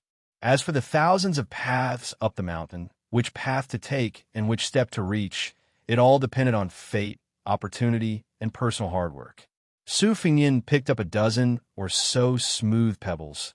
He was not in a hurry to float to the surface of the water. Looking at the scenery at the bottom of the pool was also very interesting. Otherwise, His Royal Highness would not often go to the bottom of the lake to visit the white-haired old man. It's just that the pool was deep and serene. The scenery he could see when he looked up or down was blurry. Su Fengyin did not know about the thunder and lightning on the summit of Mount Wudong. He only felt that the waterfall's power had increased a bit. The bottom of the pool was getting colder and more unbearable. Walking to the edge of the huge rock rooted at the bottom of the pool, Su Fengyin carried his spoils of war and sprinted to the surface of the lake. Above the elephant washing pool, a white waterfall poured down like a vase of guanine.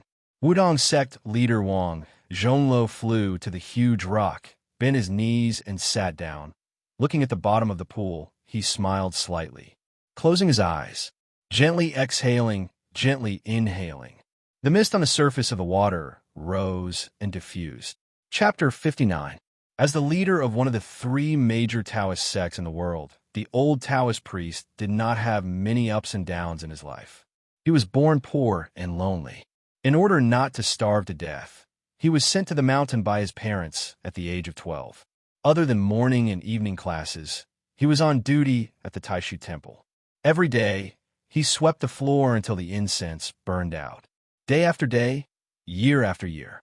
At that time, his master, Chun Yingning, had not yet become the leader of Wudong, but he had more than 20 disciples. Among them, Wang Zhongluo's aptitude was below average. He was only willing to immerse himself in reading scriptures. When he swept the floor, he would hold an introductory classic. Only at the age of 24 was he qualified to read The Fortune of Pilgrims. At the age of 40, he could barely be considered to have achieved a small success in Taoism. Therefore, when the previous leader, Chun Yingning, passed away and Wang Zhongluo took over Wudong, the world was in an uproar. At that time, even Mount Longhu had not heard of this middle-aged Taoist priest. Unexpectedly, most of the immortals of Wudong's generation had amazing skills when they were young, but stopped when they were old. Only the inconspicuous Wang Zhongluo gradually reached the Great Way and skyrocketed. Wang Zhongluo waved his sleeves. His Taoist robe surged and fluttered. It actually managed to pull the waterfall that was falling down with great force over. The waterfall tilted like a bridge. The deed of thorough comprehension surpassed the Taoist classic, the verses of Old Man on the River, which proposed that the 5 viscera hid the spirit. It was in the first sentence, 3 parts, 8 scenes, and 24 spirits.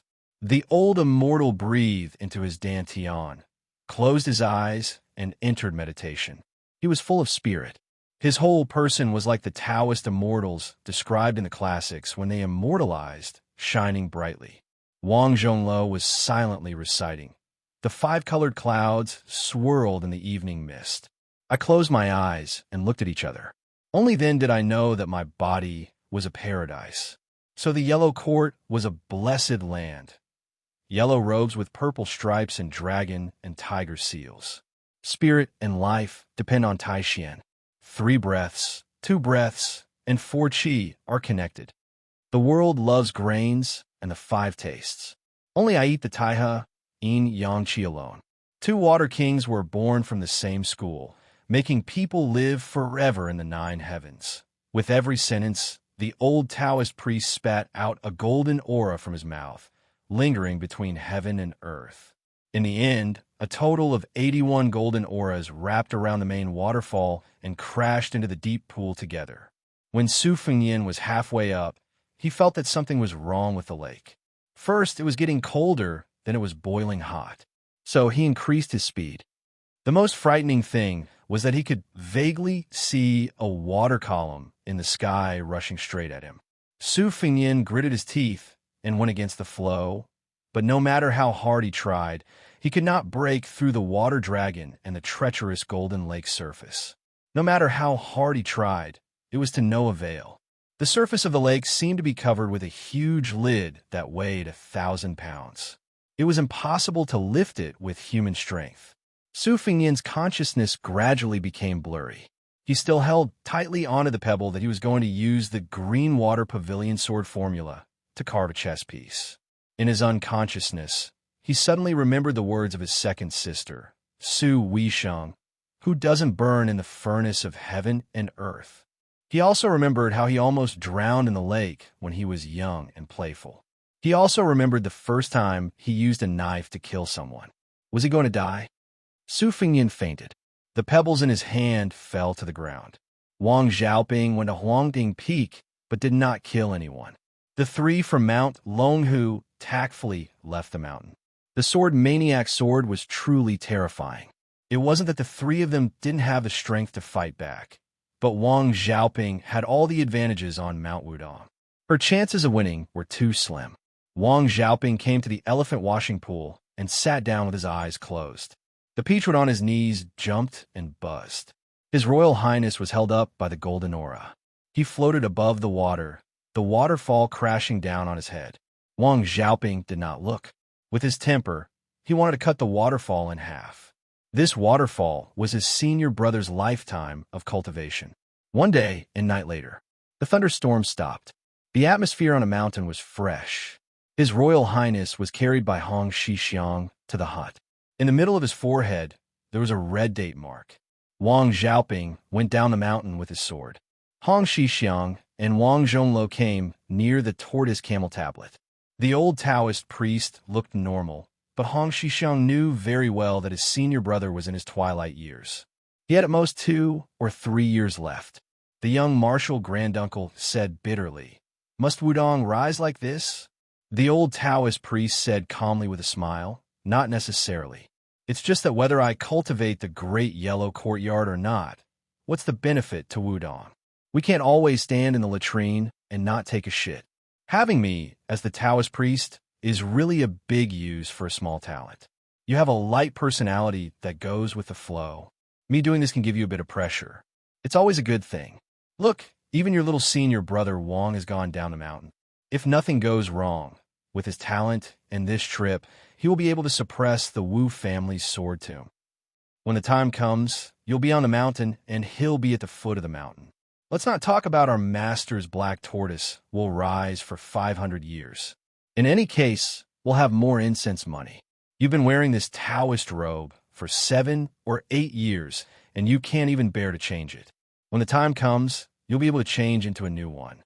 Hong Shixiang squatted on the ground and sighed again and again. He said helplessly, "You only dare to say this to me. If the other senior brothers hear this, they'll be angered to death." The old Taoist priest laughed loudly, without any dispirited or dejected expression. Hong Shixiang was silent. He held his chin and looked at the distant mountain in a daze.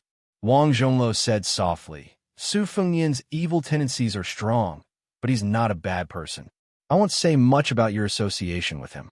I'm just afraid that in the future, Jianghu and the imperial court will not be peaceful." Hong Shixiang said softly, "I can't control that." Wang Zhongluo sat beside his junior brother and said guiltily, "Once I let go, you won't be able to leave the mountain for the time being. Do you resent your senior brother?" Hong Shixiang laughed. "Of course I resent you. But if you don't let me be the sect leader, I won't resent you." Wang Zhongluo snorted, "Don't even think about it. If you resent me, then resent me.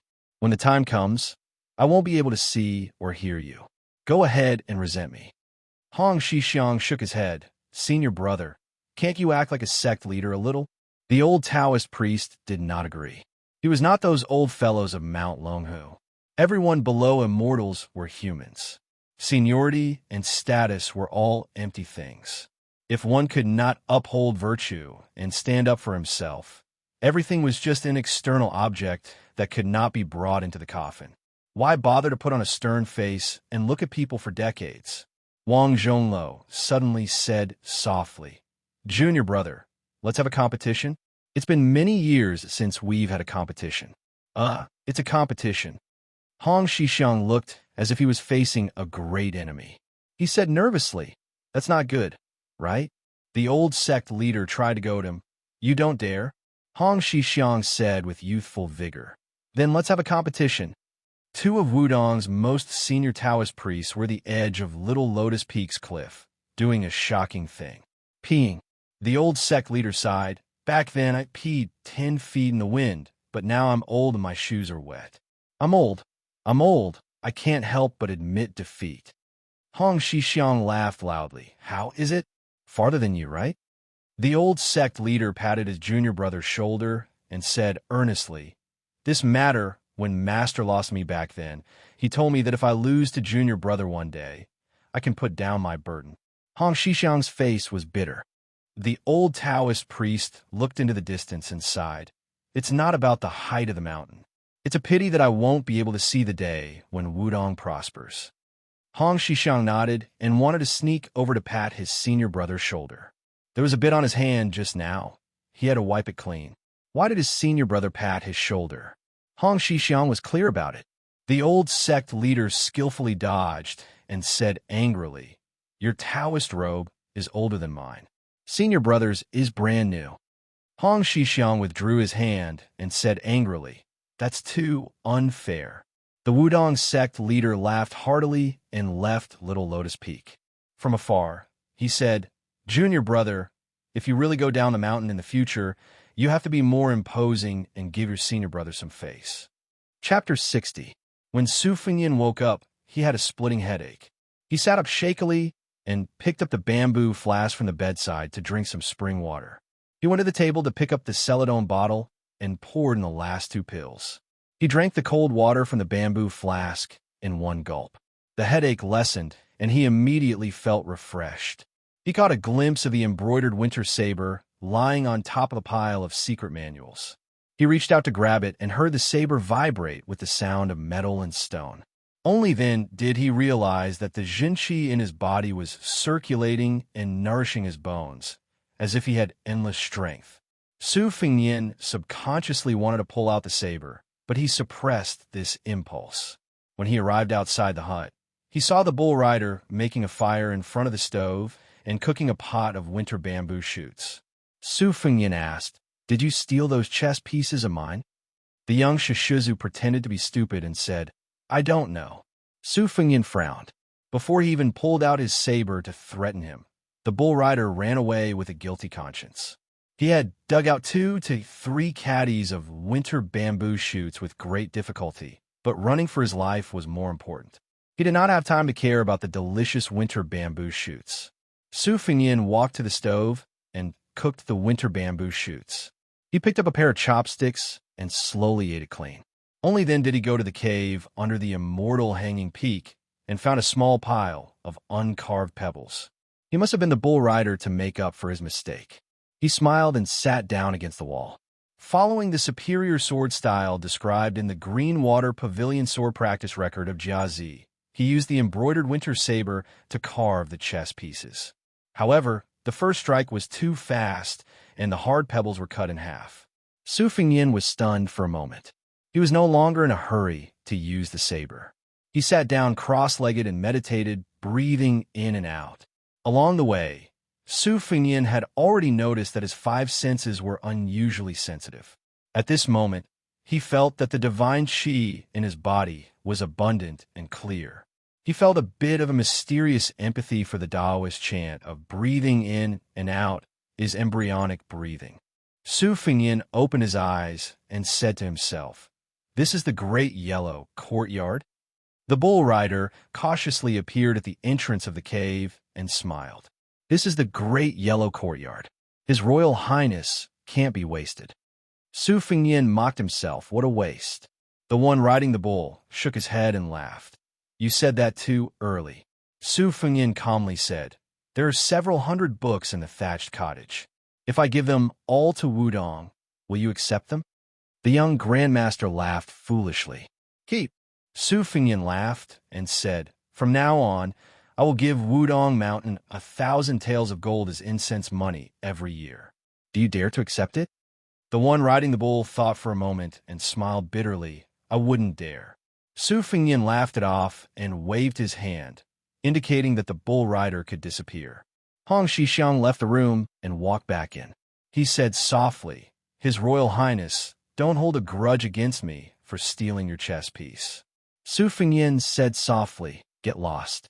Su Fengnian spent half a day getting used to the strength of the knife. Then he went to carve the chess pieces. The shape was round and smooth. Looking at the two piles of black and white chess pieces, he let out a long sigh of relief. He accidentally blew the chess pieces into a mess, and the black and white pieces mixed together. Su Fengnian scolded him in the Western Shu dialect. He packed up again and went to the purple bamboo forest. He chopped 2 luohan purple bamboo and carried them back to the thatched cottage. After splitting them, he spent a day weaving 2 chess boxes. To be able to do this, he had honed his mediocre skills from 3 years of traveling and weaving straw sandals. After putting the 361 chess pieces into the boxes, Su Fengnian looked at the thatched cottage where the secret manuals had not been moved. He then hung the knife on his waist and carried the chess boxes out of the cottage. He looked at the deserted vegetable garden. The 2 maids, Sweet Potato and Bluebird, were waiting quietly by the side. There was only Hong Xixiang and Wudong to send him off. It was almost the same as the welcoming party of only 2 people in the beginning. As expected, Hong Xixiang sent him to the memorial archway with the words Xuanwu Dang Xing. Su Fengnian had already seen the 200 Bailiang cavalry in their armor. He looked back at Lianhua Peak and asked without rhyme or reason, "What's the saying again?" Sweet Potato smiled sweetly and said, 60 years in the mountain is 1,000 years in the world.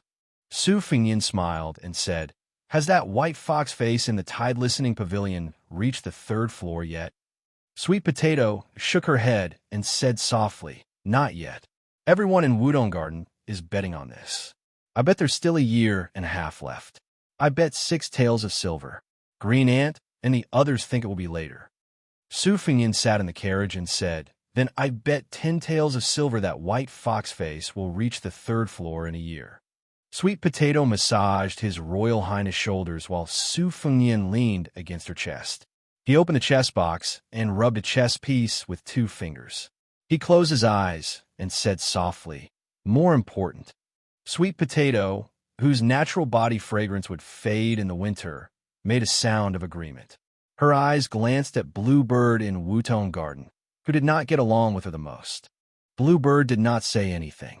She only looked at His Royal Highness's forehead. Her eyes were bright and full of spirit. The thoughts of her 2 personal maidservants were unspoken. The 200 cavalrymen entered Liangzhou. The people on the main road consciously dispersed. Su Fengnian stopped the carriage halfway and asked Sweet Potato to buy some soy sauce beef to satisfy her appetite. The cooked meat here was the most delicious. The beef was the best in Bailiang. The secret sauce was second to none. The amount of ingredients such as yellow sauce, cinnamon, ginger, star anise, and other ingredients was just right. Not to mention the other ingredients, just the old soy sauce on the table alone was enough to make many diners want to steal it after eating the soy sauce. But they never succeeded. In the past, Su Fengnian, Li Hamlin, Yin Shiji, and a few other bad friends would come here to eat to their heart's content after committing crimes. Li Hamlin was even more tyrannical and cruel. He almost moved the entire century-old shop back. If it were not for Su Fengnian's pleading with the old shopkeeper, whose face was covered in tears and snot, the people in the city would not be able to eat this authentic dish. Of course, it was mainly to take care of their own picky tastes. The most interesting thing was not the soy sauce beef, but the delicate little girl in the shop. It was said that she was the daughter of a distant relative of the shop owner. In short, their relationship could be thousands of miles away. Surprisingly, the girl returned to the city for the first time 5 or 6 years ago with a rope in her hand. It was led by a big black and white cat that looked like a bear, but it was not a cat. Later, the learned scholars of Liangzhou cited the classics and discovered that it was the beast that only existed in Western Shu. Its nickname was the panda. The ancient books recorded that the beast liked to eat copper and iron. However, in recent years, no one had heard of it stealing the ironware in the neighborhood. Instead, they often saw the girl holding bamboo sticks and bamboo leaf in her hand. After returning from his travels, Su Fingyin never saw the girl and the big cat again. When he went to the shop to eat beef during his travels, he loved to tease the girl. Lee Hamlin tried to steal soy sauce several times, but she would hit his hand with a bamboo stick. If it were not for His Royal Highness stopping him, the little girl would have been thrown into the animal cage together with her pet. When Su Fingyin was waiting for the beef, he saw an old beggar leaning against the wall in the distance, shivering. His face was ashen, and he was hungry and cold. He was not far from death. The rich all liked winter. Even if their homes could not afford the charcoal-consuming earth heating, they could wear comfortable and luxurious mink coats, which gave them more face when they went out. However, all the poor people in the world were most afraid of this season. Chapter 61. In addition to the old beggar in ragged clothes, Su Fingyin saw a delicate figure squatting there. Beside her stood a young Buddhist monk wearing a light red kasaya. Su Fingyin did not know what the monk said, but the young monk hurriedly ran away. Su Fingyin frowned and said, "Although there are many Buddhist sects, the rules of wearing kasayas are similar. How can a young monk wear such a color monk robe? This is something that only a preaching monk can wear. Is a young monk qualified to preach the sutras to others? Moreover, shouldn't monks wear shawl when they go out? Why is that novice monk partial to the right shoulder? Because the king of Belyang's concubine had been a Buddhist all her life. His Royal Highness had naturally been influenced by her and was very clear about the Buddhist rules and etiquette. Blue Bird corrected him. That novice monk is partial to the left shoulder. Su Fingyin smiled and said, "Where did this young monk come from?" Su Fingyin, who was notorious in Belyang, had always been very tolerant and kind to monks. Whenever he met them, he would reward them. Generally, most monks would not accept gold or silver, and Su Fingyin did not care about either. As a result, many fortune tellers in Liangzhou City had changed their profession to become monks. They did not care about deceiving their masters or killing their ancestors. Receiving rewards from His Royal Highness was the right way to go.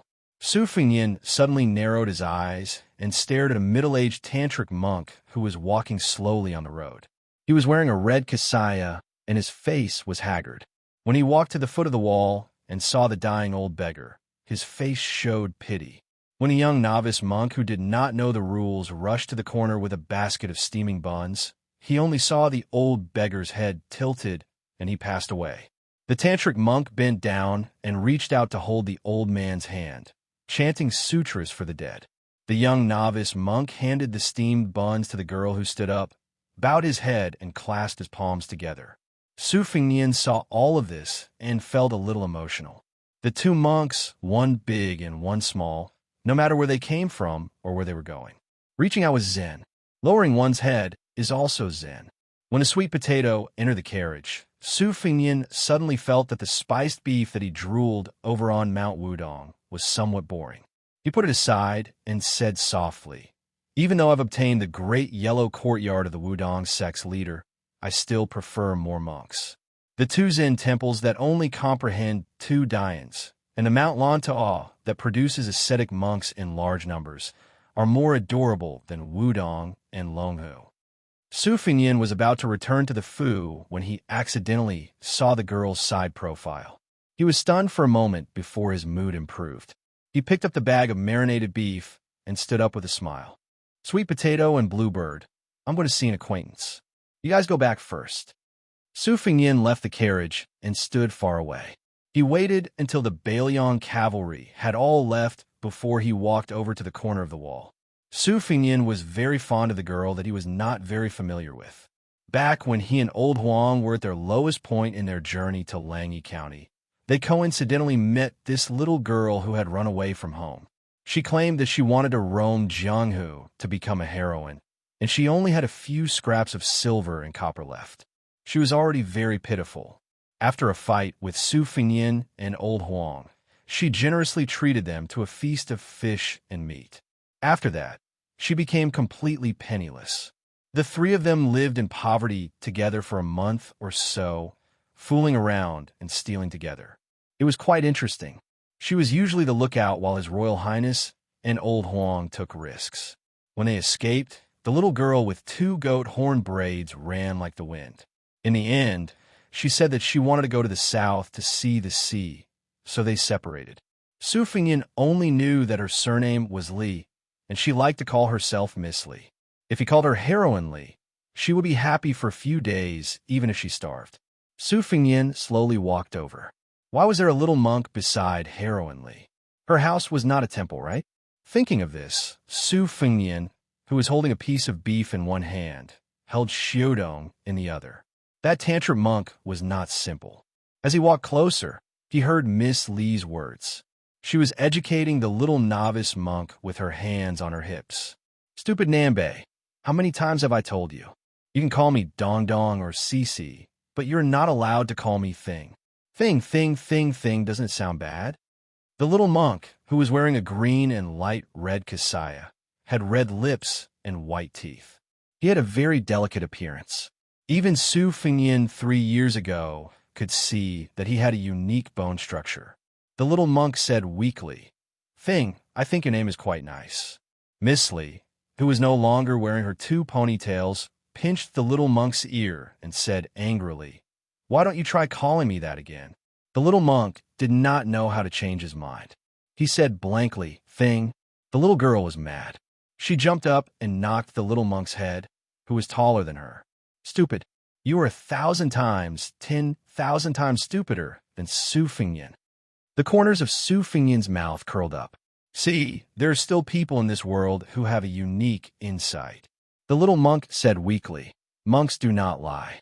If I call you Lizi, you will hit me again. The little girl asked angrily, Then let me ask you, can monks like girls? Monks must abstain from lust. Do you understand? The little monk was not really stupid. He looked at the sky and pretended not to hear anything. The little girl turned her head and looked at the old beggar who did not get to eat the meat bun. She looked a little depressed. The little monk said in a low voice, After buying the meat bun, we have no money. I didn't bring much when I snuck out. You spent money and... In the end, he did not dare to say that he was a big spender. The little girl was angry. She said angrily, I told you that my father hid his secret stash in the alms bowl under his bed. Don't you know how to steal more? If you're not stupid, then what are you? The little monk said guiltily, If I steal too much, when we go back to the temple, my master will punish me to buy rouge and face powder for your mother. When the little girl heard the word rouge and face powder, she became interested. She did not care about how he addressed her anymore and looked around. Seeing her like this, the little monk quickly said, We really don't have any money. The little girl sighed in despair. Su Fengyan, who was standing behind them, laughed and said, Miss Li, do you want rouge and face powder? I will buy it for you. The biggest rouge shop in Liangzhou has the green swallow branch that the imperial concubines use. It's not expensive. I don't even need to spend money to buy it. The little girl turned around abruptly and saw that Su Fengyan was no longer unkempt, wearing a hemp shirt and straw shoes. She didn't recognize him at first. After looking at him for a long time, she jumped up and said in surprise, Su Fengyan? Su Fengyan picked up the marinated beef and said with a smile, Isn't it? The little girl patted the little lotus's chest and finally felt relieved. She said with a bright smile, I remember you said you were from Western Liang. I was afraid that I wouldn't be able to find you in Liangzhou. Su Fengyan smiled and said, Don't worry. It will be harder to find me than to find me here. The little girl did not think too much about it. She was just happy. When the little monk saw Su Fengyan, he did not react. He was just thinking about how to deal with the basket of meat buns. Of course, he could not eat them, and Li Zi did not like to eat them. Su Fengyan was just about to take the little girl to the rouge shop that treated him like a wolf, a tiger, or a leopard. Subconsciously, he was about to unsheathe his embroidered winter knife. The middle-aged monk of Tantra Buddhism took a step forward. The monk asked with an awkward accent, You are Su Fengyan, the eldest son of the king of Bailiang? Su Fengyan smiled and said, You are? The monk said calmly, I come from Mount Nalanda in the western region. I want to invite His Royal Highness to Mount Nalanda. Chapter 62, Mount Lantua. There was a kind of extreme reverence there. Before entering Mount Lantua, many of the people had unreachable statuses in the secular world. They might be the king of Gamlefan, the prince of Xianxia country, or the imperial family of Peacock dynasty. Each one was more prestigious than the last. However, after entering Mount Lantaw to cultivate, after leaving the secular world, they would fall into the dust and become no different from ordinary monks. There were many rules in Mount Lantaw. One was not allowed to wear silk or satin, one's cassock could not be wrinkled, one could not fill one's stomach, and one could only curl one's legs on a 1-meter square cloth mat when sleeping. There were so many rules that people of the Central Plains were dumbfounded. His Royal Highness had heard about the legends of Mount Lantaw. For example, there were traveling monks who saw a lost item on the side of the road. They would draw a circle around the item and then sit on the side. Often, they would wait for several days in vain. However, generally speaking, no one would be greedy for something that was drawn in a circle by a monk of Mount Lantaw. Furthermore, there was an old monk who had been imprisoned for 34 years in Mount Lantaw. The problem was that no one knew what the reincarnation of the living Buddha was waiting for. Therefore, monks who had cultivated in Mount Lantaw had a golden signboard embedded in them. They were popular everywhere. Some fake abbots who shaved their heads and pretended to be bald liked to say, "I came from Mount Lantaw," as soon as they opened their mouths. Cultivation in Mount Lantaw was extremely difficult and strict in accepting disciples. Therefore, with only 300 people in the temple, it could compete with the 2 Zen temples that had disciples all over the world. One in the east and the other in the west. They complemented each other. Su Fengnian believed the red-clothed monk when he said he came from Mount Lantaw. Half of it was because he had just reached out and recited the sutra, and the other half was because he felt the monk's qi flowing eastward like a great river. Judging from the monk's words and actions, he was as still as a mountain, but inside, he was like a river rushing into the sea. Although Su Fengnian had a good impression of Mount Lantaw and the monks, there was no room for discussion if they wanted to kidnap His Royal Highness to the western regions. Therefore, he smiled sinisterly and asked, "What if I don't go?" The embroidered winter saber was about to be unsheathed. Su Fengnian was confident that this first strike would be able to break an entire wall. Who would have thought that the monk would only say in a lukewarm tone, "I can wait"? Su Fengnian habitually rubbed the hilt of his saber with his thumb and asked, "Wait." The solemn-looking monk circled around Su Fengnian and then quietly retreated into the distance. He had no intention of kidnapping or stopping His Royal Highness. Not only did Su Fengnian find it absurd, but even the little girl who was watching the show could not understand. She felt that the monks at home who freeloaded on food and drink were more interesting. That rotten mountain was too boring. The little girl finally came back to her senses. She looked at Su Fengnian and asked in a low voice, "Su Fengnian, are you that whose son? Then aren't you His Royal Highness?" Who was it? It must be Su Shao. Whether it was Taoism or Buddhism, men or women, old or young, as long as one was in Jianghu, it seemed that no one dared to call the name of the great pillar state Su Shao. He secretly paid attention to the flow of qi of the great monk of Mount Lantaw. This was the so-called bull riding. Su Fengnian, who was still holding the spiced beef, asked with a smile, "Are you afraid? Do you regret knowing me?" The little girl laughed 3 times, but it seemed like she was emboldening herself. Su Fengnian found it very interesting, but he did not expose her. In the past, when they were in Jianghu together, when they encountered a situation, this little girl would always lose, but not lose. She was the fiercest when she scolded people and ran away the fastest. The little monk said weakly, "Let's go. Anyway, we've already seen him. If we don't return to the temple, Master and Mistress will fight with the abbot again." The little girl looked at Su Fengnian and then at the little monk. She seemed to be making a difficult choice between going home and going back. Her limpid eyes subconsciously rolled around the fragrant spiced beef. Su Fengnian did not want to make things difficult for this simple-minded little girl. Without saying anything, he handed the spiced beef to the little girl and turned to leave. "Wait for me for a moment. I'll eat the beef first and let Su Fengnian give you a ride. There's no reason for you to go out of the city with an empty stomach after arriving in Liangzhou." Su Fengnian walked toward the rouge shop in the east of the city. As he passed by the beef shop, He saw a much taller girl with a still young face.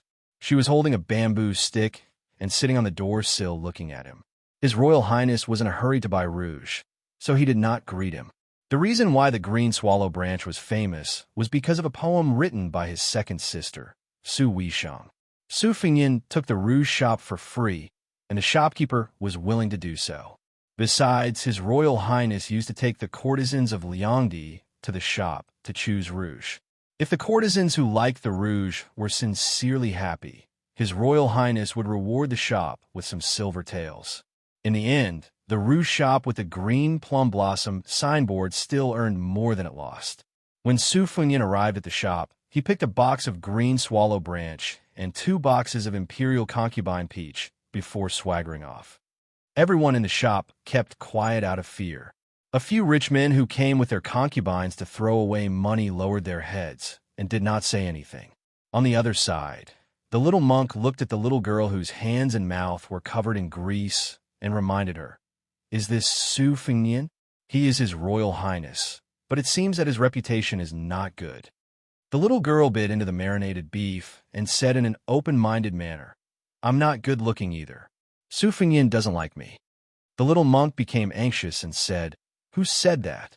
The little girl did not pay attention to her childhood friend's anxiousness and said with a mischievous smile, "Mother told me that when I find a good friend in the future, I can't find one who is too beautiful.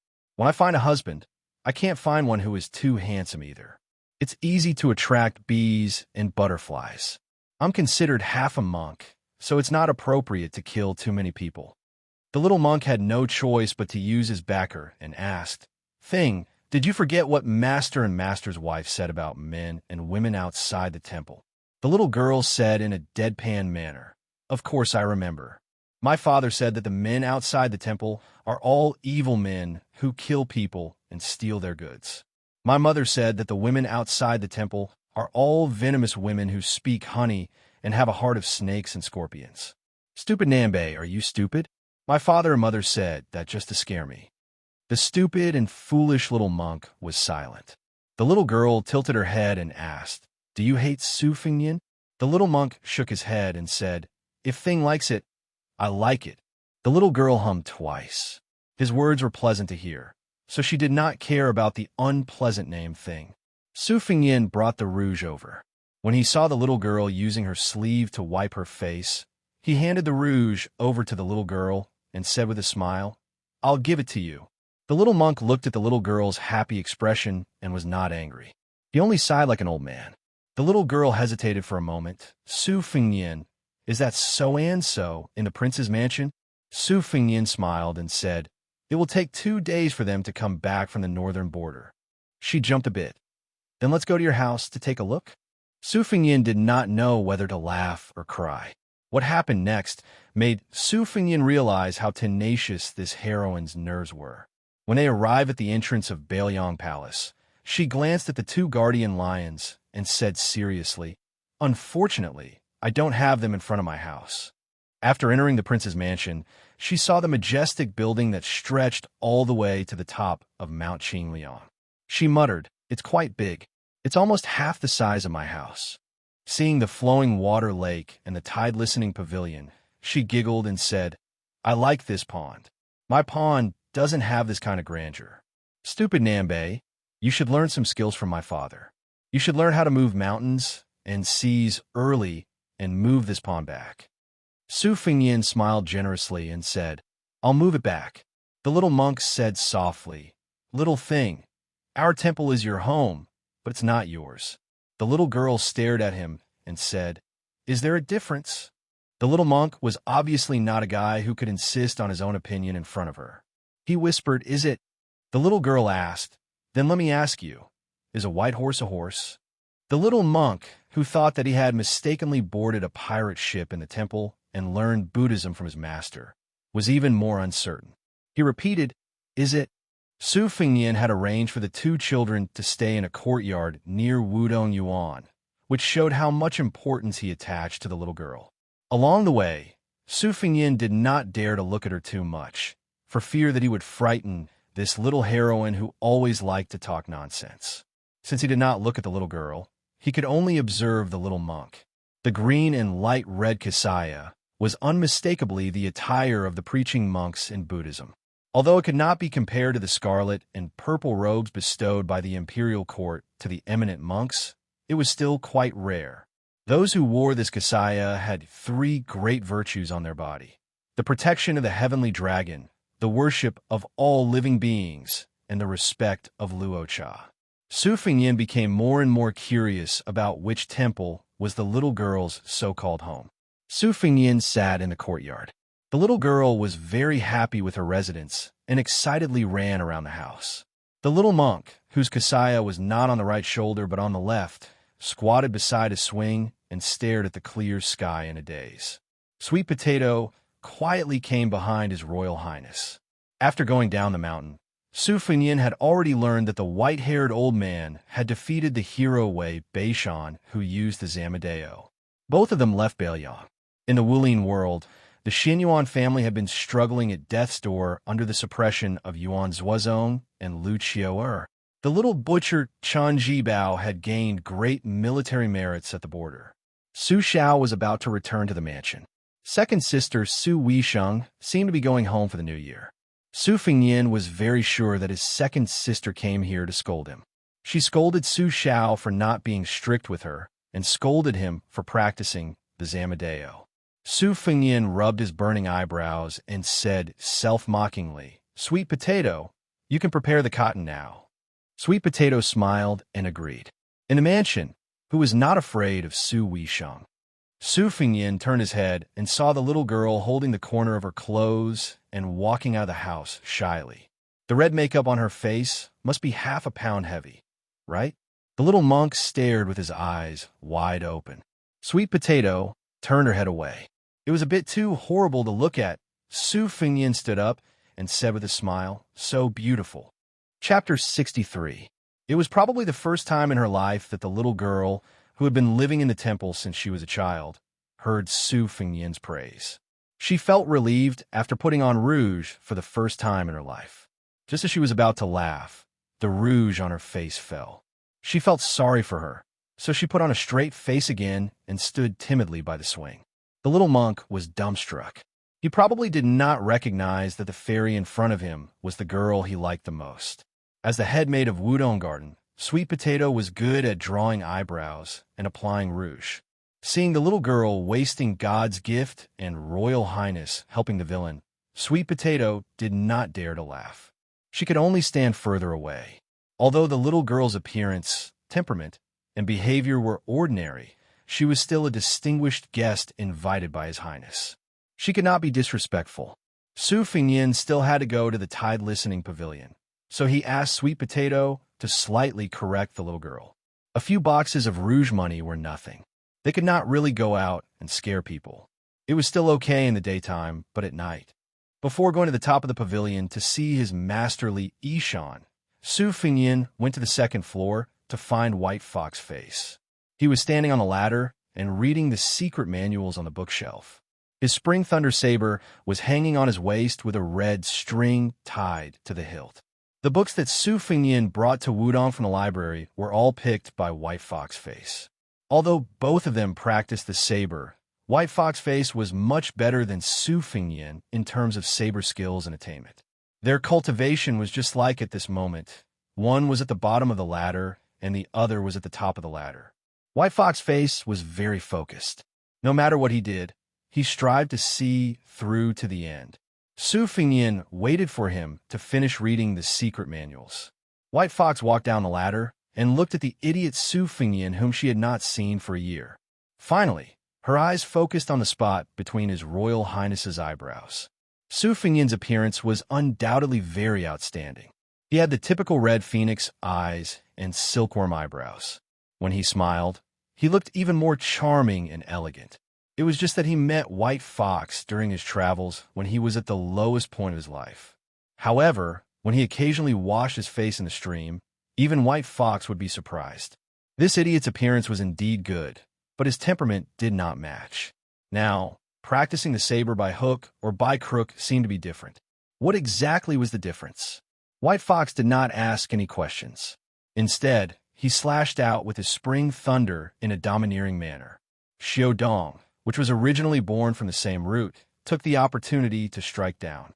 When White Foxface saw that his attack did not work, he exclaimed in surprise, "Did you learn the superior swordsmanship in Wudong?"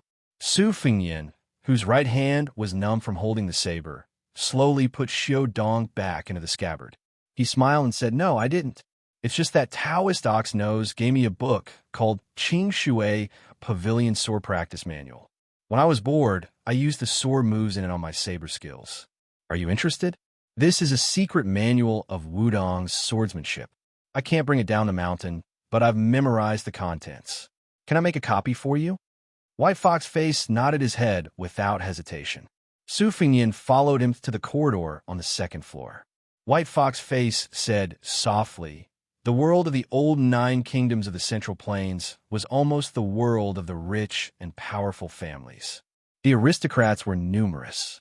King Langia, Xianxia, Wukong Yao, Bolinkui, Lu Jianghe were all rich and powerful. If the pillars of the country only destroyed cities and countries, killed hundreds of thousands of surrendered soldiers, stabbed or hanged the emperor of the enemy country to death, these would not be a big deal in the eyes of some people. However, Su Shao did what he did to Mount Tai to surpass the North Sea. He destroyed nearly half of the 10 rich families. The entire Wukong Yao family of the southern Tang, regardless of age and age, died. The He family of the Dongwell Lujiang only had about 20 orphans and widows left." Su Fengyan was puzzled by White Foxface's words. He said, "I know all these. Master mentioned them before."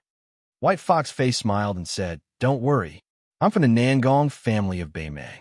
I have no grudges with you. I'm telling you this because I want to talk about the 9-grade system that has been maintained by the aristocrats for 200 years. Su Fengyan nodded and said, "The masters in the world now seem to follow this system to rank. It saves effort." White Foxface said softly, like the number 1 in the world, under normal circumstances, the 9-grade system does not rank the upper grades. In the eyes of the world, only the saints are qualified. Su Fengyan smiled and said, "Yes, but I heard that a few decades ago, there was a scholar of the Xie family who was talented and outstanding. His martial arts attainments were even more extraordinary. He and my master commented on the rivers and mountains. Li Yishan commented on the generals and rouge. The mainstay of the Xie family commented on the martial arts, which was even more important to the people of Jianghu. As for the literary commentary, he only finished half of it and died. My second sister seemed to have the intention to continue the commentary. However, she also said that she was unable to do it for the time being. There was still a long way to go before the great talent of the Xie family. The limelight of the northern Xie and the southern Li had attracted the attention of the world back then. White Foxface said calmly, "That person is my father. He's dead. Those who are on the martial arts ranking list want to kill him. Those who are not on the martial arts ranking list also want to kill him. There's no reason for him not to die." Su Fengyan was shocked. He smiled bitterly and said, "No wonder you want to be the number 1 in the world." White Foxface looked at Su Fengyan and said slowly, "Your moves are now at the middle lower grades, the blade force is at the middle upper grades, and the inner strength is at the lower grades. It's not impossible for you to catch up with me." Su Fengyan was stunned. "Really?" White Foxface's lips curled up slightly. "If I stagnate after the age of 40, it's possible for you." Su Fengyan leaned on the railing and said softly, "You're still as honest as ever, just like old Huang." White Foxface glanced at the winter embroidery blade that was not covered with dust. The last bit of regret in her heart disappeared. She said softly, "How many more years can you fool the world?" Chapter 64. Su Fengyan sighed. "At the very least, I'll have to wait until I completely take over the northern Liang's 300,000 cavalrymen. If I wasn't a prodigal, how could that person in the capital sleep peacefully? If he couldn't sleep peacefully, how could he let the Su family sleep comfortably? After all, this entire world was still under his control. Su Shao had accumulated this family business, so he could go against all the scholars in the world and become enemies with the Jianghu. There were not many reliable allies in the imperial court. Over the years, northern Liang had been constantly divided. Yin Shiji's father, who hurriedly received the imperial decree and rushed to the capital, was not the first and definitely not the last. Li Yishan said that if I'm too smart, I won't live long, or at least I won't live a happy life. The best outcome is to go to the capital as a hostage. But if I'm too stupid and overdo it, the Bailiang cavalry will disperse before Su Xiao dies. To put it simply, even my 800 cavalrymen only know about Qin Jibao. They don't care about His Royal Highness at all. White Fox smiled and said, "Every family has its own difficulties. It seems that the aristocratic families are even more so." Su Fingyin's thumb subconsciously rubbed the handle of Xiaodong. "It's okay. I still have 2 years to wander around. Maybe I'll go to Jianghu soon. When I'm done playing, I'll hold everything that belongs to me in my hands." Bai Huo frowned. Su Fingyin keenly noticed this detail and asked, "What's wrong?" White Fox returned to the pavilion with a cold face. Su Fingyin looked at White Fox's handsome back and then lowered his head to look at Xiaodong. He seemed to understand that White Fox was angry that he was too close to Xiaodong. His Royal Highness laughed involuntarily and said, "This Xiaodong is a murderous knife, not a woman's boudoir. Can't I touch it? Besides, it's already given to me. It's reasonable for me to hug it to sleep or carry it to the toilet." A cold snort came from inside the pavilion as a bookcase was struck by the spring lightning and collapsed. Su Fingyin rushed upstairs and saw Li Yishan, who was getting thinner by the day. Li Yishan's face was as white as snow, which made Su Fingyin tremble with fear. The state scholar hiding in Bailiang Palace chuckled. "If I had known, I wouldn't have let Wei Beishan leave Bailiang. It's a good opportunity for you to practice your blade." Su Fingyin asked, "I heard that old man defeated Wei Beishan." Li Yishan coughed a few times, picked up the green gourd flask, and drank a mouthful of strong liquor. His breath stabilized, and he said, "Wei Beishan is only a middle-class martial artist. It's not surprising that he was defeated by Chu Kuangnu, who is only one step away from the upper class." Su Fingyin asked curiously, "Are there really only 10 high-class experts in the world?" Li Yishan didn't answer directly. He only said with a slight sneer, "The so-called upper class of martial arts can't be compared to the upper class of scholars in the past. It's worthless." Su Fingyin hesitated and whispered, "Nangong Pu said that he's the genius of the CF family who is as famous as Master." Li Yishan laughed. "Do I need him to say that? I knew the answer with just a glance. That kid you called White Fox Face not only looks like Xie Guanying, but also looks like a god. If I didn't recognize him, I would be blind. I'm curious whether this kid is a boy or a girl. According to Chunwei's prediction, Xie Shuyang should have a son. But this White Fox Face really doesn't look like a boy." Li Yishan agreed with the title White Fox Face. He used it casually and didn't think it was ridiculous. Su Fingyin agreed deeply. "That's right. I didn't believe it either. If it's a man, it's such a pity." Li Yishan nodded. He shook his head and clicked his tongue twice. His face had a rare smile that carried a bit of life. It was no longer lifeless. This pair of master and disciple were indeed master and disciple. Su Fingyin sat up straight and said solemnly, "When I returned to the city today, I met a monk who called himself Mount Lanta. He said he wanted to take me to the western regions." Li Yishan drank a mouthful of wine and said, "This monk Long Shou is quite famous in the western regions. He studied the Vajratap Yoga Sutra under a tantric Vajraguru. He translated more than 60 tantric sutras in 110 volumes. His lineage in Mount Lanta is extremely powerful. The generation before him was a great achiever who attained the undying rainbow." Su Fingyin said helplessly, "No matter how powerful he is, what does it have to do with me? You can't expect me to leave home and become a monk just because of the name of a mountain, right?" Li Yishan smiled. "Whether it has anything to do with you or not, you'll know when you get there." Su Fingyin smiled bitterly. "Master, don't be so sarcastic. That Tantra cultivation is comparable to the Wu family sword tomb. They go to the hall 4 times a day. The earliest hall starts late at night. Regardless of whether it's cold or hot, they're not allowed to wear boots and go barefoot. They sleep less than 4 hours a day. When they go to the Dharma garden to cultivate, they have to sit on pebbled seats. Winter and summer are no exception. If you want me to go there and practice for a year or 2, I'll accept the hardships. But if you want me to memorize sutras all day, you'd better kill me. Li Yishan smiled. You don't know who Longsho's guru is? Su Fengyin was confused. Li Yishan laughed. This person is the only female Tantra guru in Mount Lantaw. It said that not only is her dharma boundless, she's also extremely beautiful. She's known as Guanyin in the human world. She can attain the Tao after dual cultivation. After Su Fengyin recovered from his shock, he smirked.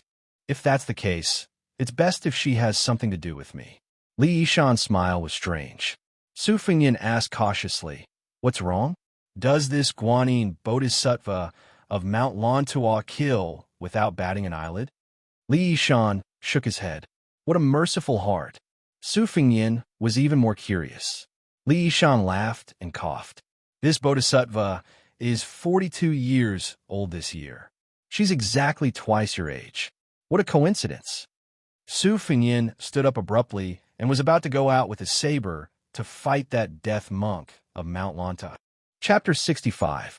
To the common folk, Mount Lantua had two things that tempted them the most. One was that one could become a Buddha on the spot, and the other was that men and women could practice dual cultivation.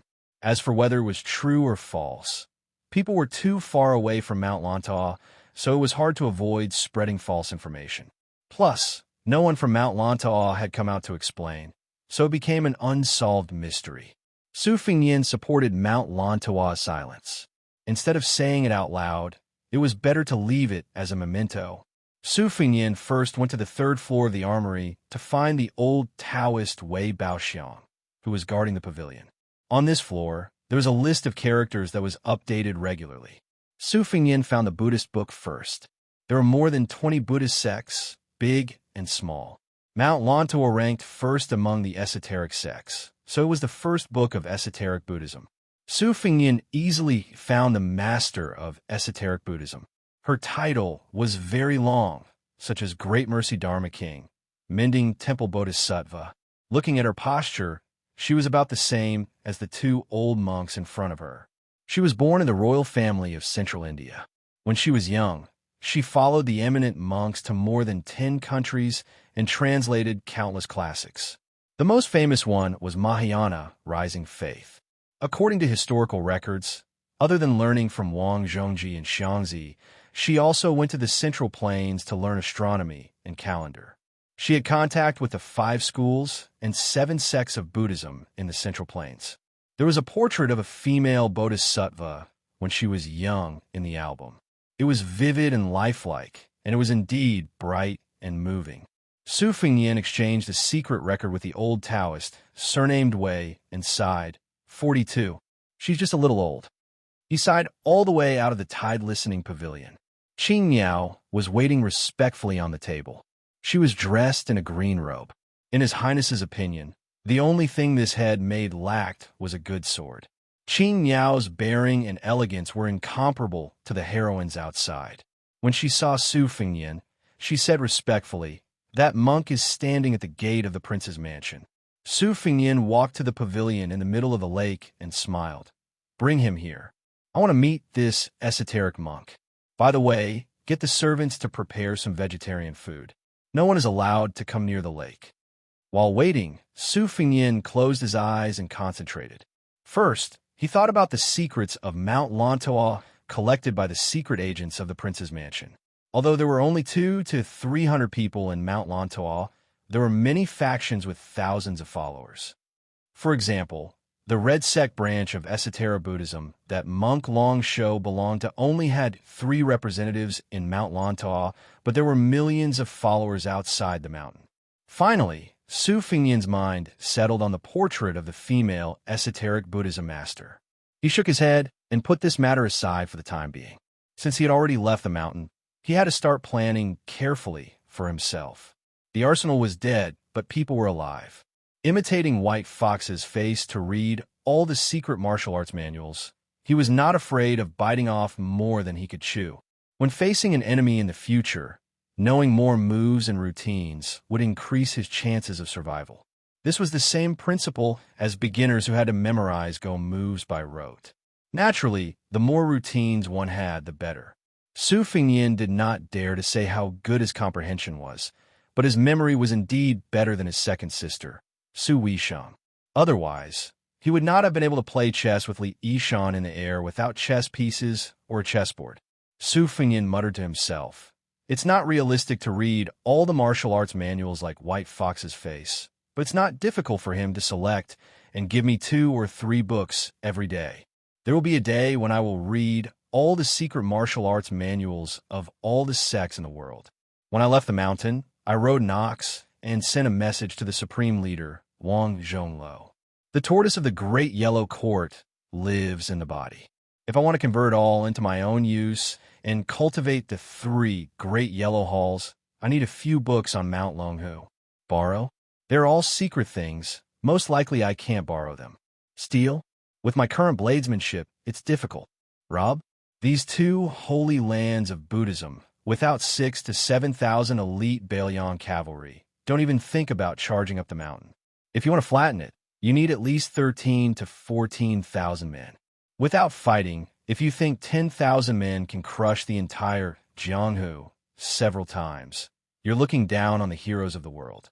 Even if it's Su Xiao, without the imperial decree of the capital, mobilizing more than 500 men without authorization is tantamount to a rebellion.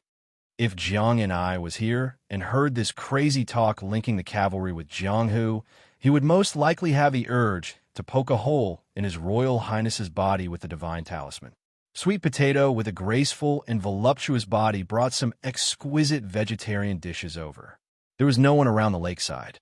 No matter how ridiculous His Royal Highness's words were, in the prince's mansion, more effective than the imperial edict. Su Fingyin did not have any misgivings about this servant's sister who grew up with him. He said to himself, "It's time to cultivate henchmen. Without a solid team, how can I roam Jianghu? I'll find a chance to talk to Su Xiao." Monk Long Shou of Mount Lantoa was led into the pavilion by Bluebird. Su Fingyin gestured for the monk to help himself. The monk in the large cassock did not stand on ceremony, but he only picked up some food and put it into his mouth, chewing slowly. Not to mention filling his stomach, it was difficult to even fill the gaps between his teeth. Just this point of tantric cultivation was unspeakably painful. In the western regions, there were 14 small countries rejecting the various schools of learning, only worshipping Tantra Buddhism. There were the red, yellow, and white sects. In the past, when the 9 countries of the Central Plains were in chaos, it was traced back to the war of words between the Confucian faction of Shangyin Academy. However, in the western regions, it was the red, yellow, and white sects, more like a fight between immortals. The yellow and white sects had always been powerful. The red sect was more inclined to follow the ancient teachings, the 9 forms of 3 sects, meticulous in their teachings, and most of their focus was on the cultivation of full circle cultivation. Monk Long Shou's master was the first female Dharma king in the history of Tantric Buddhism. No matter how high the status of those concubines were, they could not be compared to her. Su Fingyin went straight to the point, saying, "Master 6 Jewels wants to dual cultivate with me." Chapter 66. Monk Long Shou looked calm as he nodded. The monk was expressionless when he talked about dual cultivation. On the contrary, His Royal Highness, who had been through a lot, found it ridiculous. Even Sweet Potato and Bluebird looked at each other in disbelief. Su Fingyin asked curiously, "Do all the Tantric masters not practice dual cultivation to achieve Dharmakaya Buddha and Sambhogakaya Buddha?" The middle-aged monk in the red cassock was still expressionless as he answered, "Only those who have renounced their desires can achieve supreme yoga. Supreme yoga is the ultimate root of all." Su Fingyin felt a headache coming on. He asked, "Why me?" The monk shook his head. It was obvious that even he did not know the details. If that was the case, Su Fingyin would only go to Mount Lantoa if his head was caught in the latrine door. 42 years old was nothing to the Bodhisattva, but to a living woman, it was not young at all. No matter how well she took care of herself, it was not something Su Fingyin could accept. This was not the most important thing. The conflict between the red, yellow, and white sects of Tantric Buddhism had intensified in recent years. Since the secret record said that a six-jeweled master dual cultivation could achieve perfection, why would the more powerful white and yellow sects stupidly allow the red sect to obtain such great merit? Perhaps Su Fengyin would be skinned alive by the monks before he even reached Mount Lanta'a. After all, some tantric sects like to use skulls with the top of the skull removed as instruments to exorcise ghosts and summon spirits. As for skulls and drums made of human bones, they were common in the history books. Just hearing about them was enough to make one's hair stand on end. The six-jeweled bodhisattva was very powerful and was respected as the fundamental master. Moreover, the followers of the Red Sect believed that she was the incarnation of Amitabha and Guan Yin Bodhisattva. The so-called six-jeweled bodhisattva was rumored to have 6 transformations. Guan Yin Bodhisattva, Lotus King Master, and Wrathful Vajra Master sounded invincible. However, no matter how powerful they were still eating dust behind the old monks of Mount Lanta'a. Su Fengyin did not trust the Red Sect that was struggling to survive between the yellow and white sections. Other than being afraid of death, he did not wish for Mount Lanta'a and the female Dharmaraja to disrupt his embryonic plan. It was one thing to refuse to go, but it was another to offend the Crimson Sect for no reason. It would be best if he could deal with them. Moreover, the monks from Mount Lanta'a were all treasures. Su Fengyin forced a smile and explained, "I can't leave for the time being." The monks still said the same nonsense. "I can wait." Su Fengyin asked curiously, "How long can we wait?" The monk said slowly, "There are still 31 years. Su Fengyin almost vomited blood. What perverted patience! In the future, he would try his best not to have any dealings with Mount Lanta'a. If someone held a grudge against him, he would never be able to live in peace for the rest of his life. Monk Long Shou, who seemed to be willing to wait for Su Fengyin's children to grow up, did not stay in the prince's mansion. However, he did not leave the city either. Given Bailiang's tolerance towards monks, this strange monk on Mount Lanta'a would not starve to death. Su Fengyin sat in the pavilion and muttered, "Ridiculous." Sweet Potato teased, "Your Highness, why don't you follow that tantric guru?" Su Fengyin raised his head and sighed. She's already a 42-year-old old lady. Even if she's an old cow eating young grass, this is not the way to do it. Sweet Potato sat beside His Royal Highness, her delicate hands kneading with ingenious strength. She smiled charmingly and said, "Maybe that female bodhisattva has a technique to retain her youthful looks." Su Fengyin glared at her. Bluebird said indifferently, "Today is the day of the release of the cards." Su Fengyin perked up. "A big fish has taken a bait." Bluebird said calmly, "Two groups of Jianghu people of unknown origins have gathered in the city. The people in the lead have third-level martial strength." Su Fengyin said regretfully, "If it was before, it would have been a big fish. But now I've seen the world. Sigh. Forget it, it's better than nothing." Sweet Potato smiled. His Royal Highness had an endless stream of playful ideas since he was young. Perhaps it was the result of Su Zhao's lax discipline, or perhaps it was the result of his deliberate indulgence. There was no sign of him restraining himself. In fact, the Pillar State had only said 2 things in the past 10 years. One was that he was not allowed to touch a blade for 10 years. The other was that he had never taught Su Fengyin how to conduct himself. Whether he was a hedonist, a prodigal son, or a loafer, they were all things that Su Fengyin had figured out on his own. State scholarly Yuanying did not care about trivial matters. In the past, when his second sister Su Weisheng was at home, it was fine because there was someone who could suppress His Royal Highness. However, when she went to Shangyin Academy to study, Su Fengyin was like a wild horse that had broken free of its reins. He did whatever he wanted, flirting with women, spending a lot of money to buy poetry and literature, keeping evil servants and retainers, closing the door to his enemies, and letting their dogs out. He had a lot of fun. No wonder the scholars who had left Liangli and achieved success all cursed His Royal Highness for being ignorant and incompetent. Su Fengyin smiled and said, "Pass down the order. Tonight, don't play any tricks of being loose on the outside, but tight on the inside. Let them all in at once." Since these fishes and shrimps took advantage of Su Zhao's absence to sneak into the city, they are most likely coming for me. When the time comes, I will wait here. Bluebird, please invite one swordsman and one machete man from the residence. I want to watch the battle. The moves that these desperados use when they are on the brink of death are the most flexible. Compared to the rigid words in the secret manual, it is much more useful. Bluebird left quietly. When she did things, no matter how big or small, not a drop of water would leak out. Sweet Potato stretched out her slender index finger, wanting to stroke Su Fengyan's scarlet eyebrows. Su Fengyan grabbed her extremely daring finger and laughed. "Are you rebelling?"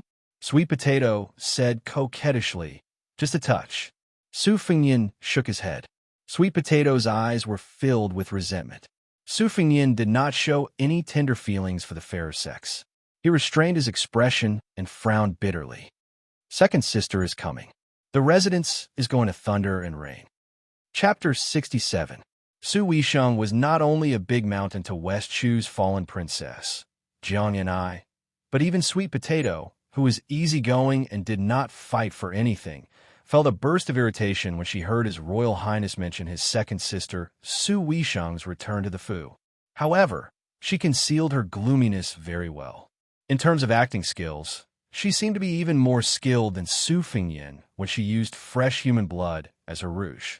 His Royal Highness had inherited the cultivation of the Great Yellow Hall, so he had acquired keen perception of the flow of qi of Buddhism and Taoism. He also had a mysterious perception of martial art masters that his young martial granduncle called "not a single fly left behind." However, he still did not realize that Sweet Potato was not the only koi fish that needed to be fed to become plump. The interior of the prince's mansion was a vast universe with all kinds of bizarre tricks. Even His Royal Highness, who had lived on Mount Qingliang since his youth, did not dare to say that he had seen everything. At the very least, the entrance to the tide-listening pavilion's 9th floor and the basement 2 floors had not been found. Back then, he and his second sister climbed up and down, knocked on the walls, and chiseled the walls, but they still did not succeed. Su Xiao was happy that his children were busy at home, so that they would not create trouble for him when he left the Fu. His second daughter, Su Weisheng, was adept at scheming openly, while his eldest son, Su Fengyan, was crafty. As long as these two fellows stayed together and whispered to each other, even the de Zhugua would be frightened. Su Fengyan planned to have dinner with the little girl and the little monk from the north and the south. On the way there, his hands continuously drew circles. The Fu's servants and maids only found it amusing, but they did not understand the slightest bit of it. However, they all praised His Royal Highness's martial art as matchless. Whenever Su Fengyan came across a servant girl with an above-average beauty or a graceful figure, he would take advantage of her. Sweet Potato followed behind him, unconcerned. If a little servant girl dared to fight for a man's favor, she would be beaten to death by a stick if she was not careful. Sweet Potato was not stupid enough to be arrogant just because she was pampered. She did not want to, nor did she dare to. To put it bluntly, the seemingly affectionate His Highness the Crown Prince was the real heartless person. Green Ant's personal maidservants in Wudong Garden probably hadn't noticed this. But that didn't mean that Sweet Potato didn't love His Royal Highness from the bottom of his heart. On the contrary, such a master could make Sweet Potato, who was as proud as Bluebird, work for him wholeheartedly. Su Fengyan did not know about Sweet Potato's complicated thoughts. He just chuckled softly and said, "This set of 108 styles has no name. I don't know where Bull Rider found it. The more you practice it, the more interesting it becomes. You need to sink your waist into Tai Chi, walk in the 9 palaces, and form yin and yang. Your hand gestures and Qi activity must be pure and natural. There's a lot of attention to be paid to these circles. They form endless circles, and they go back and forth. Sweet Potato, if you like, I'll teach you." Sweet Potato quickened her pace. Her magnificent chest, which was second to none in Wudong Garden, pressed against His Highness the Crown Prince's arm. Her autumn eyes were misty as she said, "Then your Highness must teach this servant step by step." Su Fengyan didn't even turn his head. He just quietly nudged the snow-white pigeon under her clothes with his elbow. As her chest trembled, her charm rippled.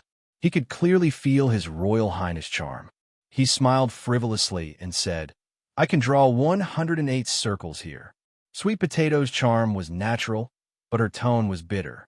"This servant knows that your highness is just moving your lips." Su Fingyin didn't refute her. He asked casually, "What do you think Mount Lantuan means?" Sweet Potato thought about it seriously and said in a low voice, "This servant thinks that dual cultivation is fake. It wants the white and yellow sects to become enemies with the Bailion cavalry." Su Fingyin nodded and smiled. "You hit the nail on the head." The people in the capital had long been wary of the esoteric sect of the western regions, which was unruly, but they could not find a suitable reason to make a move. If they could have the Red Sect as a spy, it was possible that the Bailion cavalry could be used as a pawn again.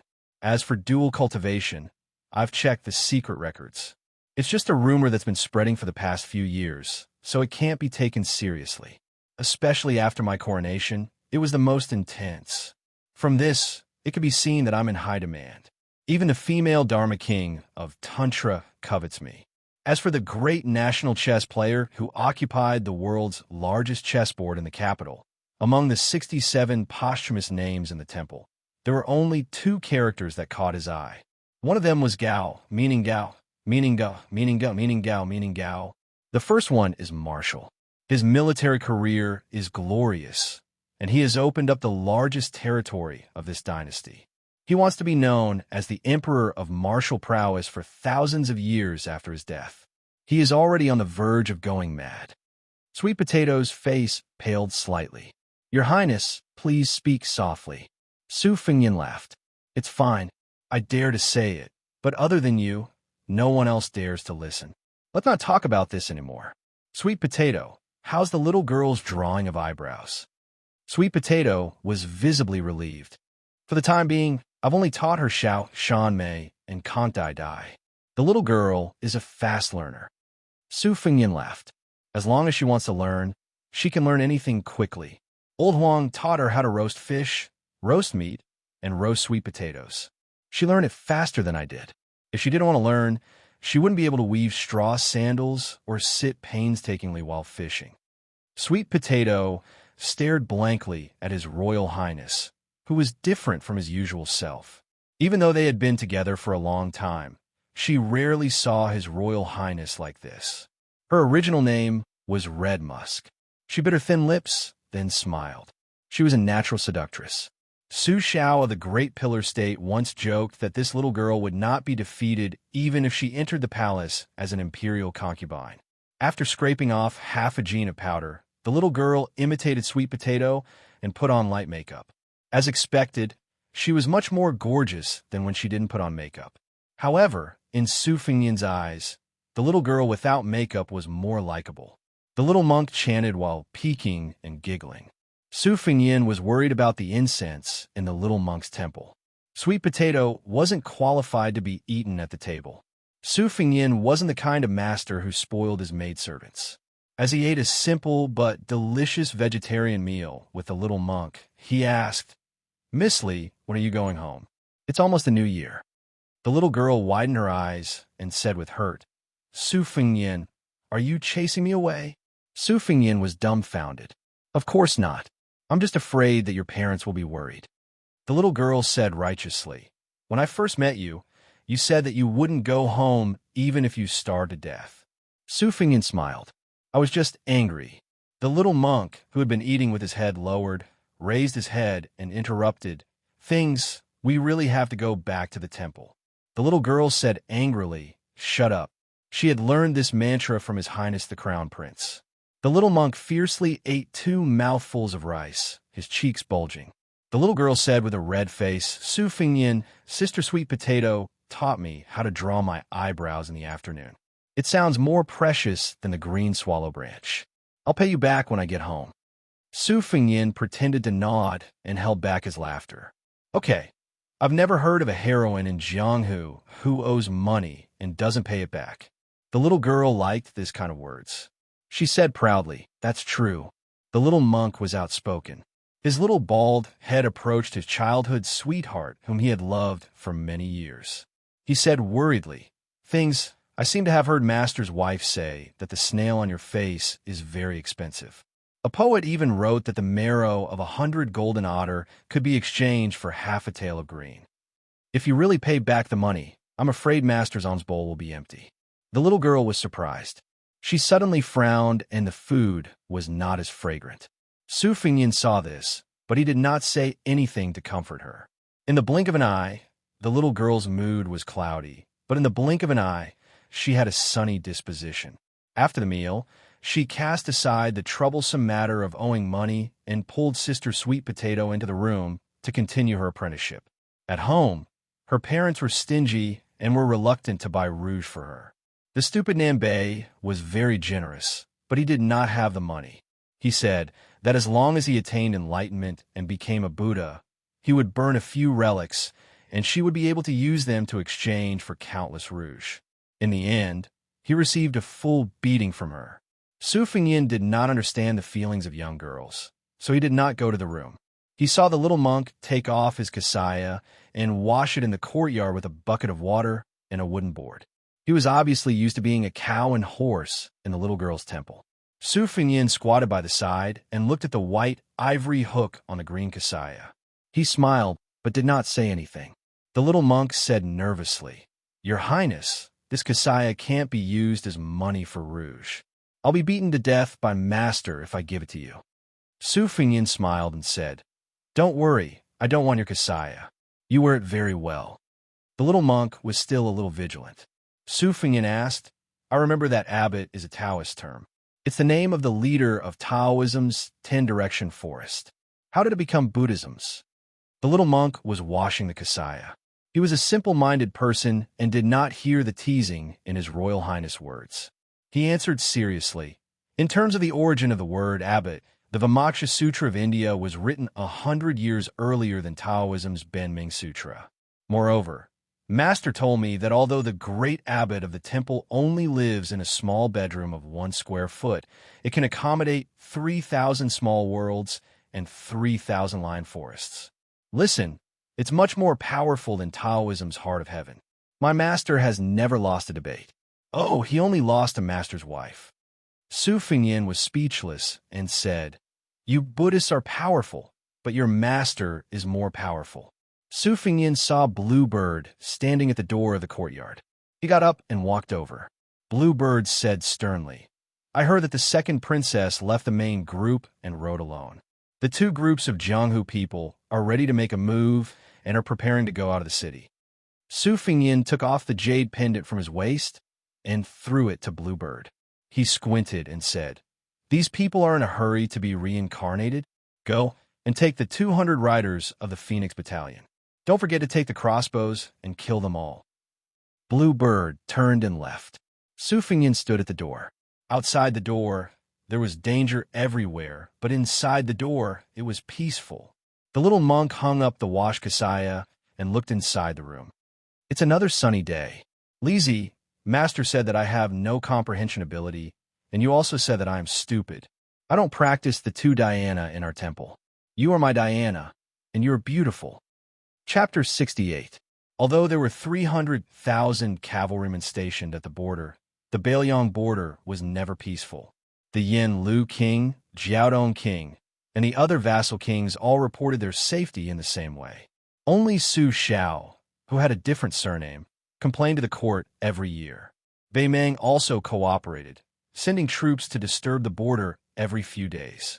There was a small battle every year and a big battle every 3 years. Both sides had their victories and losses. As time passed, the officials in the court began to complain that Su Xiao had ulterior motives and that he was not satisfied with splitting the land and sealing the border. These scholars, who saw themselves as the trusted aides of the dynasty, were mostly reprimanded by the emperor in the palace. Those who were slightly more serious were demoted out of the capital. Often, after accumulating enough experience in the local provinces, they would be recalled to the central government every 5 or 6 years and given important tasks. As time passed, the scholars who were slow to realize that this was a shortcut to the south. In these years, Lame Su was an unavoidable barrier in the hearts of the scholars. If they did not scold him a few times, they would be embarrassed to call themselves loyal officials. At the last meeting at the end of the year, the newly promoted Grand Scholar of Wuying Hall, Wen Shouxin, had his servants carry a coffin all the way to the gate of the imperial city. The important official, who was not even 50 years old, asked for death with a blood letter in order to get rid of the emperor's subordinates. The scholars in the capital all clapped and cheered.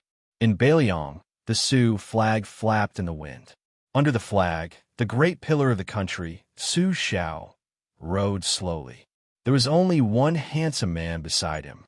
His face was like jade, and he had the spirit of a scholar. However, he was dressed in military attire. He did not carry a sword and was empty-handed. A fine jade belt was tied around his waist, making him stand out from the crowd. The rest of the northern Liang's generals had to pull a long distance away from him. Su Xiao received a secret report from the capital and laughed lightly. Get rid of the emperor's subordinates? I am thousands of miles away from the emperor. These old scholars don't know how to save their energy to go home and deal with the beautiful concubines in their rooms. The elegant man in his 30s smiled, but did not say anything. He rode beside Butcher Su Xiao.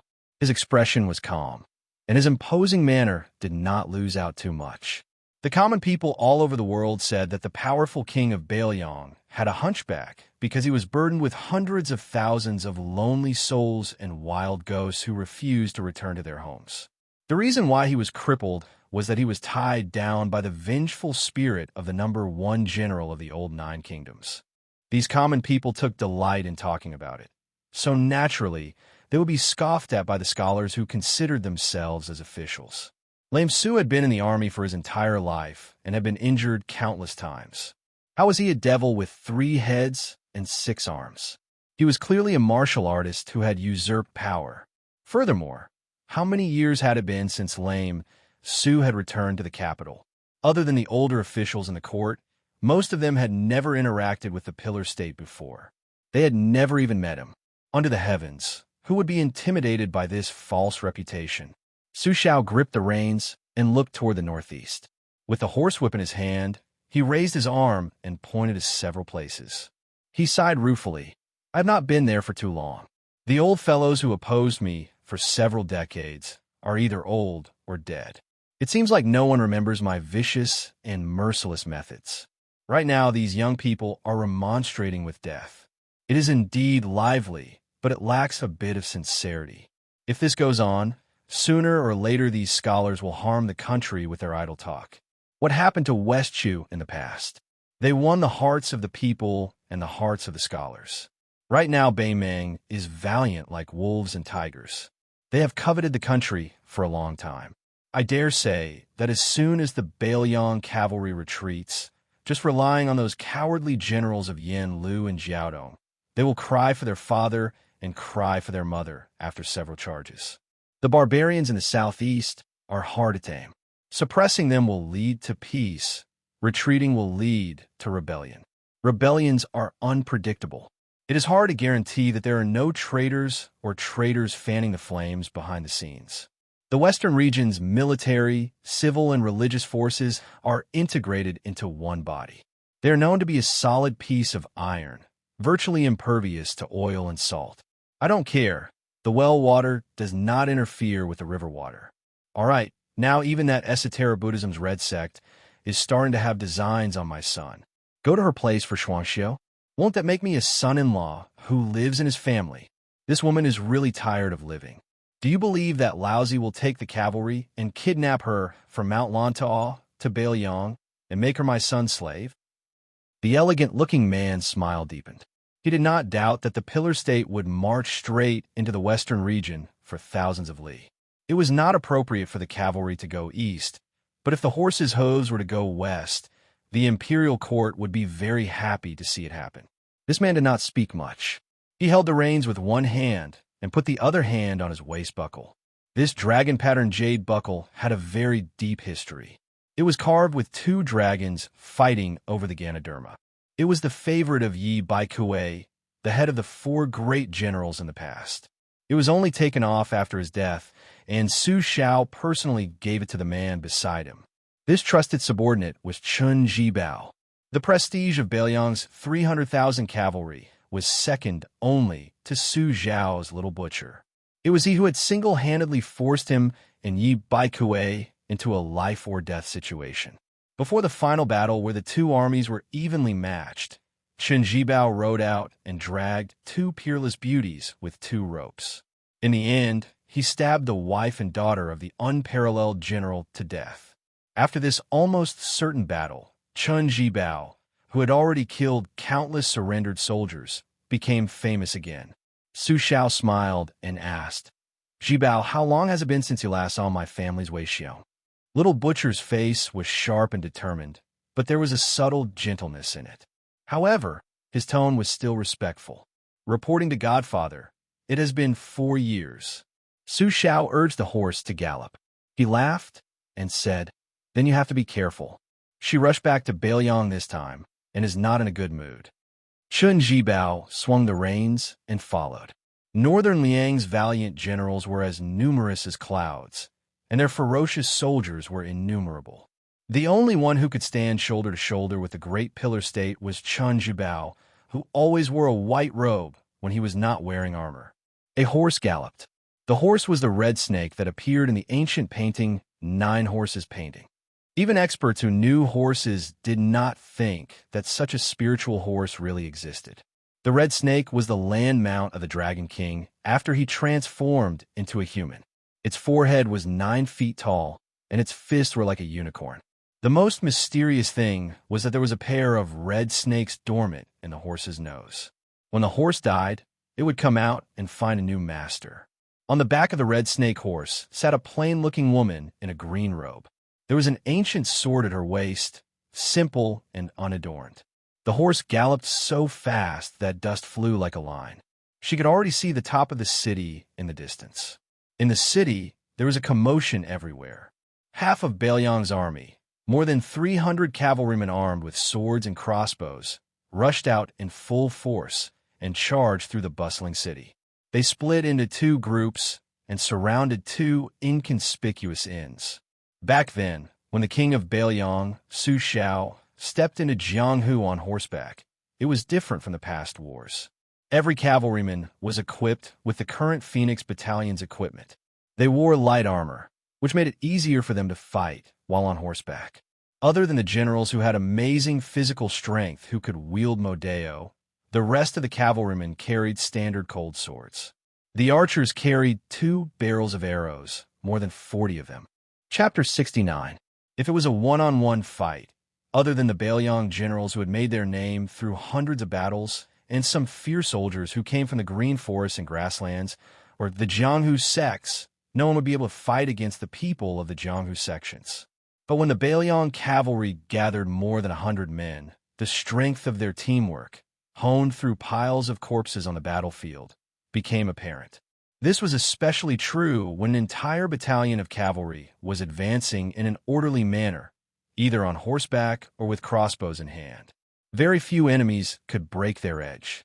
Moreover, the butcher Su Xiao had never lacked lackeys who were completely opposite in skill and character. When this group of people killed Jianghu, people who came from the same roots as the Bailiang cavalry, they were even more adept than the Bailiang cavalry. A head was worth 10 taels of gold, or dozens of taels of gold. There were even some sect leaders whose heads were worth thousands of taels of gold. On top of that, they were given several secret manuals and official titles when they succeeded. Who wouldn't go crazy with killing? In any case, the best wool grew on the body of the fat sheep. Su Xiao was the best at using the method of quenching thirst with the hope of plum blossoms to drive people to work for him. The billowing smoke that ignited in Jianghu was practically a catastrophe that hadn't been seen in 300 years. Otherwise, how could Su Fengnian be targeted by enemies who were as numerous as carps crossing the river? Perhaps it was because the Jianghu heroes felt that killing Su Xiao was as difficult as ascending to the heavens, and killing the 2 young daughters was beneath their dignity. Killing that idiot Su Longxiang wasn't considered a real man either. Therefore, they all aimed the tip of their swords and spears at the innocent and pitiful His Royal Highness. Not all the Jianghu heroes who bore a blood feud were willing to go to Bailiang Palace like moths to a flame. For so many years, wave after wave, none of them had returned. Revenge was the most important thing, but what could they do if they lost their lives? Which one of them was an idiot to be able to fight against the king of Bailiang, Su Zhao's character? Now, there was even a secret rumor that the hedonistic heir apparent was an extremely sinister bastard who knew when, while lying on the fair belly of a courtesan, he came up with the vicious idea of opening the door before letting the dog bite people. This made them beat their chests and stamp their feet. Although this heir apparent was an idiot who didn't know how to help the people, he had learned a lot from the butcher Su Xiao when it came to harming people. He truly deserved to be killed. At this time, His Royal Highness, who everyone thought deserved to be killed, and the little girl came to a street far away from one of the inns. Su Fengyan bought 2 sticks of candied haws from a roadside stall. Don't expect His Royal Highness, who rarely carried money when he went out, to pay for it. The little girl was very impressed when she saw Su Fengyan take the candied haws and leave without being chased for debt or beaten. It couldn't be helped. Even though she had seen the grandeur of Bailiang Palace, the little girl still couldn't connect the beggar Su Fengyan with His Royal Highness. In her opinion, Su Fengyan was more pleasing to the eye when he was sallow and emaciated. It was more interesting to sit with her on the willow tree by the riverside and tie twigs. It was more enjoyable to support her in a quarrel with the village women. Alas, what was so good about His Royal Highness? A penniless Su Fengyan was enough. The little girl stuck out her tongue and licked the candied haws, thinking very gloomily. Su Fengyan said that a young girl's feelings were always poetic. So, at her age, no matter how gloomy or sad she would still look good. When she became a young married woman, she would be finished. He said that a young married woman's feelings were always poetic. She didn't quite understand, but she knew that it was definitely not a good thing. Every time he laughed wickedly, someone would suffer. Where did old Huang, who had suffered the most, go? She thought for a while and didn't ask. Su Fengyan chewed on the candied haws and was in a good mood when he heard the cold whooshing sounds of crossbows in the distance and the mournful wails that followed. He wasn't worried about scaring the little girl beside him who wanted to go out with him. In the past, Su Fengyan and old Huang had worked hard to set a trap and catch a small wild boar. At first, Su Fengyan didn't get the hang of it, and his knife wasn't sharp enough. The wild boar with rough skin and thick flesh didn't die after a few stabs. She couldn't stand it and took the knife to stab the wild boar to death. No wonder she said that she wanted to be a heroine and not one of those noble ladies who smiled without showing their teeth. Su Fengyan liked her as if she was his own sister. So, she was different from anyone else in the prince's residence. She was probably old Huang's only close friend when he was alive. Su Fengyan stopped chewing on the candied haws and stared at the young man and woman at the corner of the alley in front of him. The little girl looked up and saw Su Fengyan laughing wickedly again. She only pulled on his sleeve and cleverly didn't say anything. Su Fengyan blinked and shook his head at the little girl, then walked forward alone. The young woman held the young man's hand tightly and shook her head. "Senior He, don't go. The matter has already been exposed. If we go, we will die. 1 or 200 Bailiang cavalry is not something we can deal with." The man surnamed He's eyes were red and his face was pale. He said with grief and indignation, "Junior sister, your father and mother are there. If not for master and mistress taking me in, I would have starved to death on the streets. A master for a day is a father for life. Even if I die, I will go." Facing the tragedy of her parents dying, the woman was still calm and cold-blooded. She tightened her grip on her senior brother's wrist and gritted her teeth. "Senior He, if you die, you won't even be able to see Su Fengyan and Su Weisheng's faces. How can you die like this? Is this filial piety your filial piety?"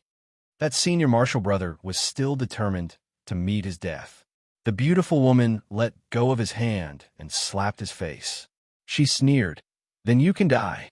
Without her senior brother, she spat out a few words with every step she took. "I want to live. That Su Fengyan is weak but lustful. Even if I enter a brothel, I won't regret it. I will first give my body to His Royal Highness a few times until he is completely numb and careless. After being played by him a few times, I will stab him a few times when I kill him.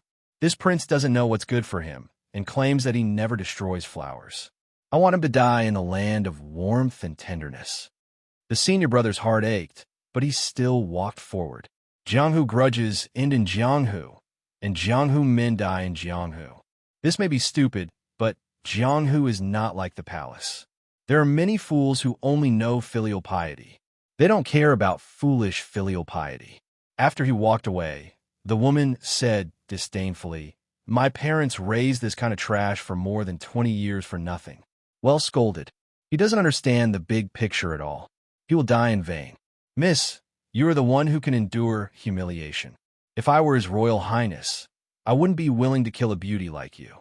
The woman turned around in horror and saw a young master in brocade, clothes leaning against the wall. He had a smile on his face and held a stick of candied haws in his left hand.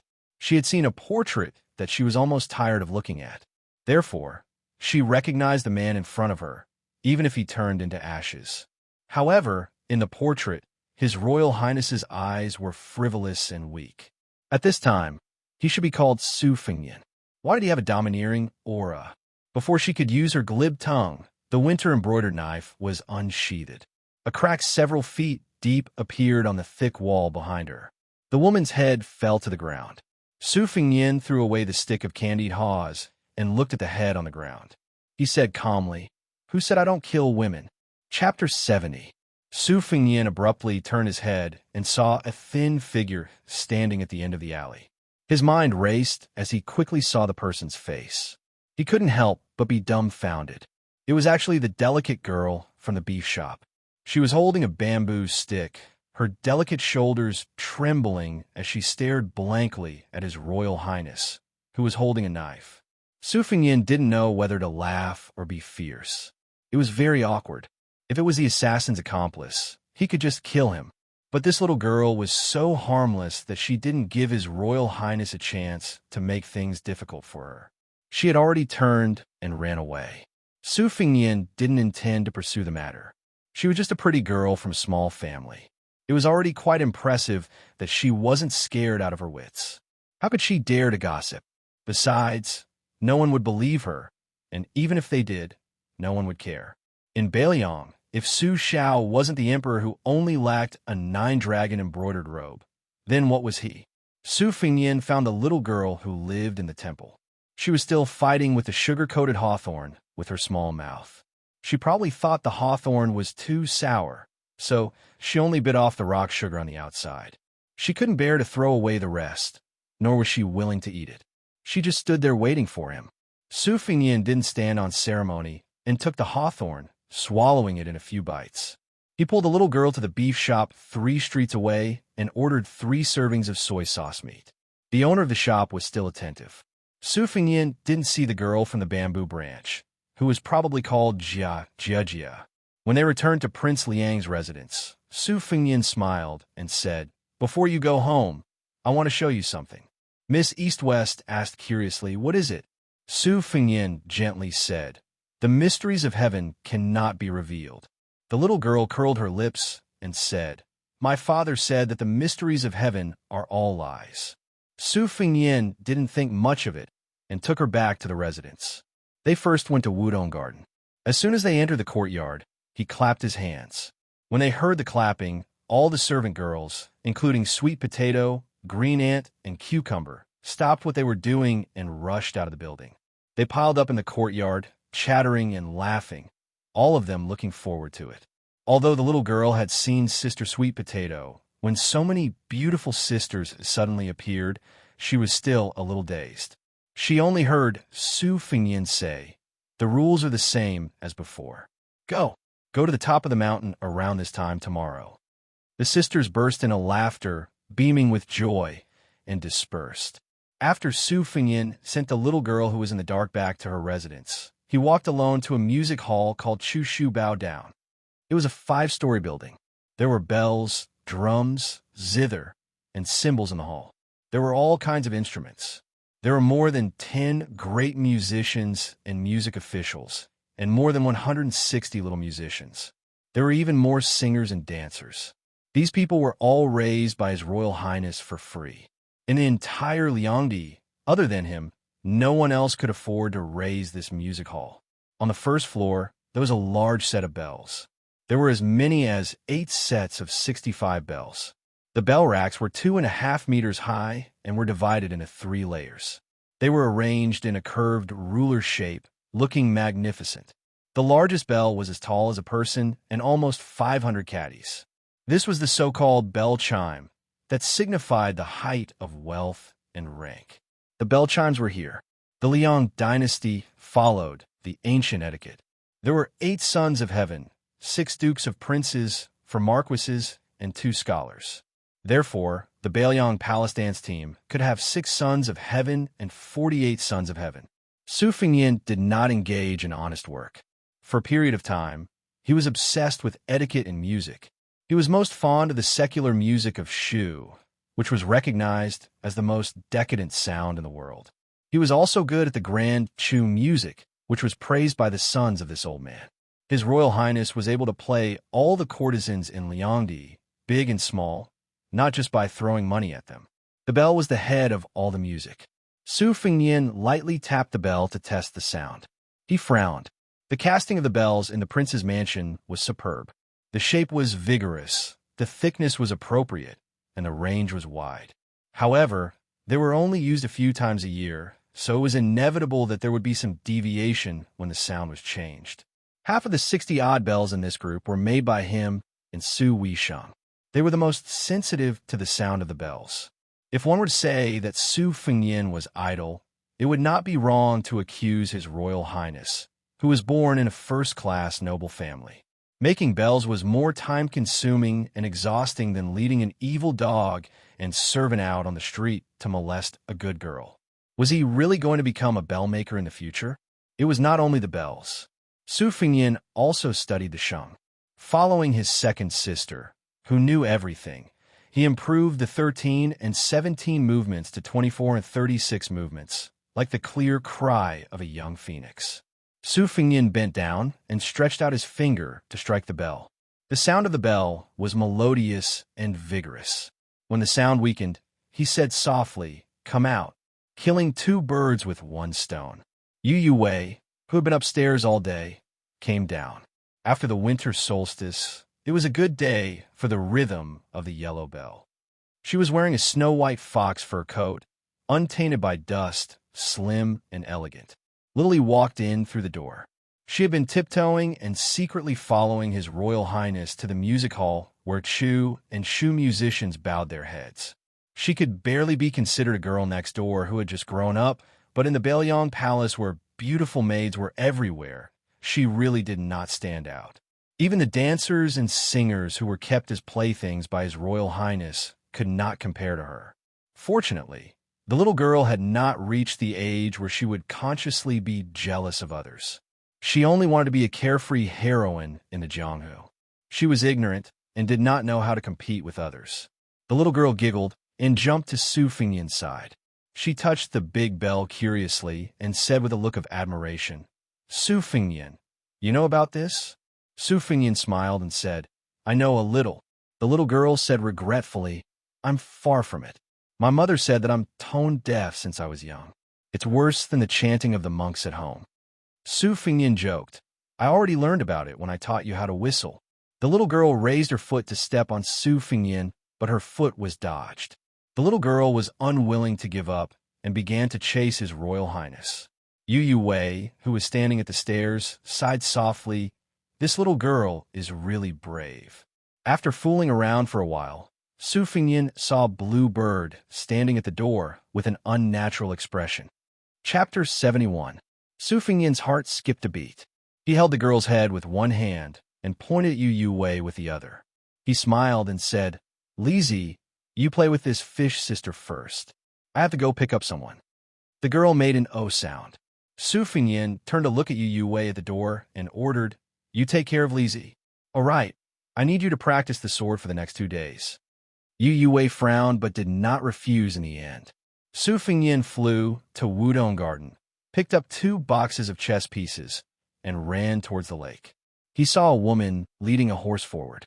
Behind her, the housekeepers and servants did not dare to breathe loudly. They trembled like mice in front of a cat. Su Fengnian jogged over and threw a glance at the servants. The group of silent servants immediately scattered like birds and beasts, as if they had been granted amnesty. Su Fengnian smiled and said flatteringly, "Second sister, are you tired? Are you hungry?" The woman who was flattered by His Royal Highness glanced at Su Fengnian's embroidered winter saber. Her eyes became colder, and she did not make a sound. Su Fengnian was not discouraged.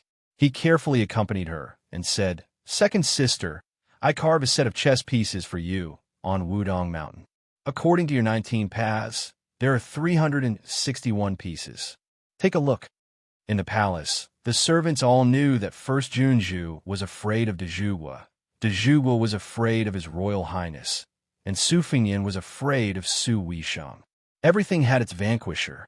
When it came to Second Junju, there was nothing to be afraid of.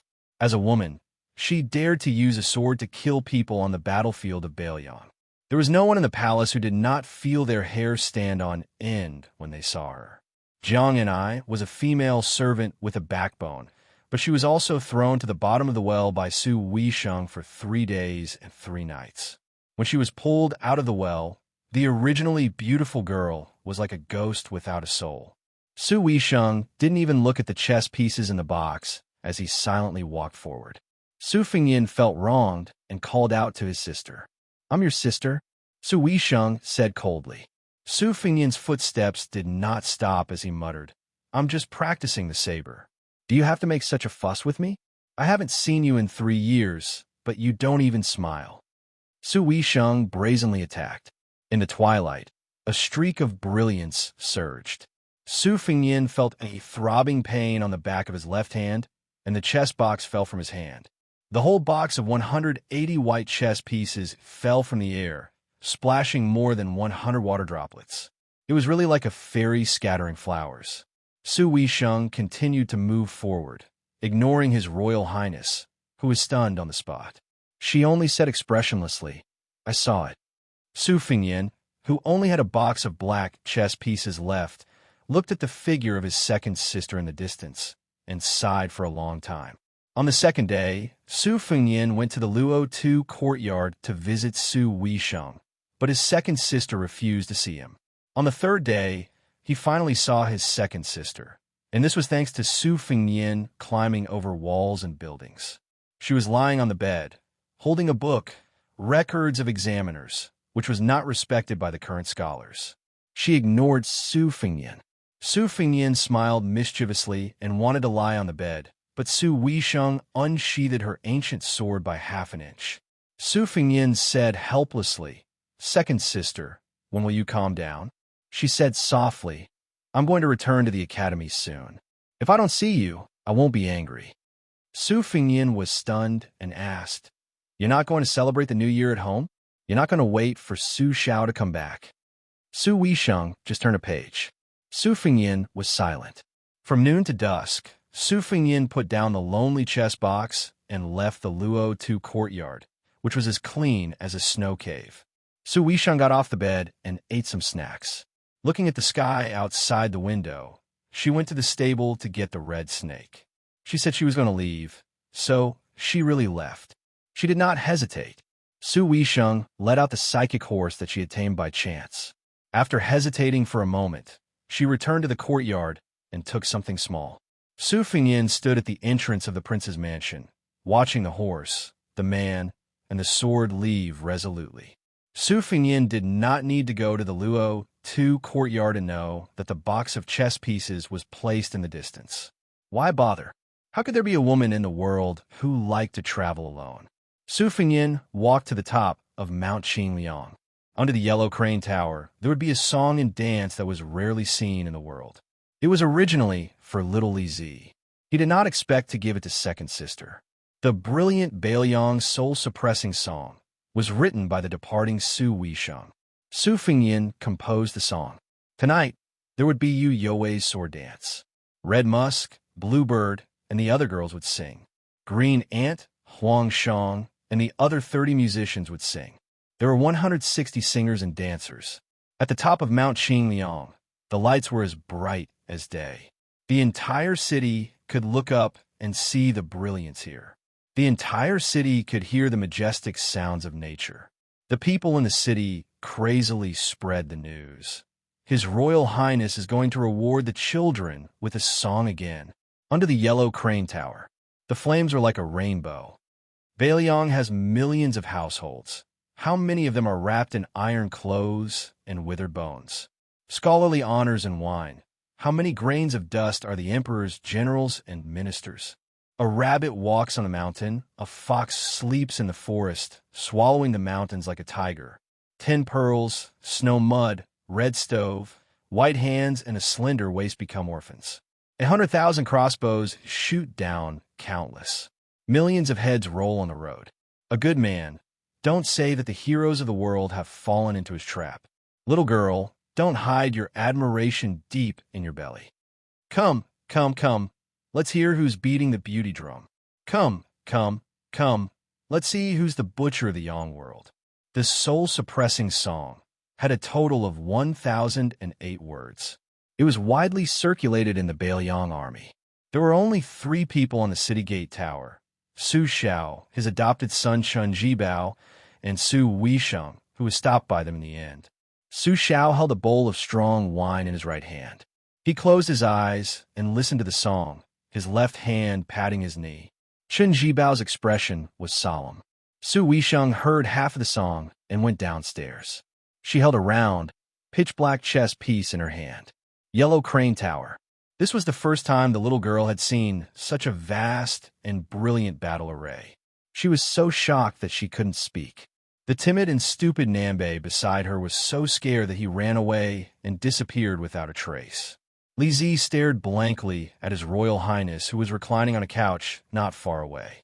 He was slowly drinking wine, wearing a purple and gold crown on his head, dressed in a white robe and a scarlet mark between his eyebrows. He looked like a celestial being who had forgotten his worries. Chapter 72. On the 4th day, she finally ran out of ideas. The little monk, Bei Bei, was also on the verge of going crazy. The little girl could only sigh and groan as she walked to the carriage that Su Fengyan had prepared for her. The carriage was filled with her favorite snacks and fruits. She put them all on the bill, so the next time she saw Su Fengyan, she would have to pay him back. As for whether or not the copper coins in the bowl under her father's bed were enough, she didn't care at all. The little monk, Bei Bei, was also about to go crazy. The little girl could only sigh and groan as she walked to the carriage that Su Fengyan had prepared for her. The carriage was filled with her favorite snacks and fruits. She put them all on the bill, so the next time she saw Su Fengyan, she would have to pay him back. As for whether or not the copper coins in the bowl under her father's bed were enough, she didn't care.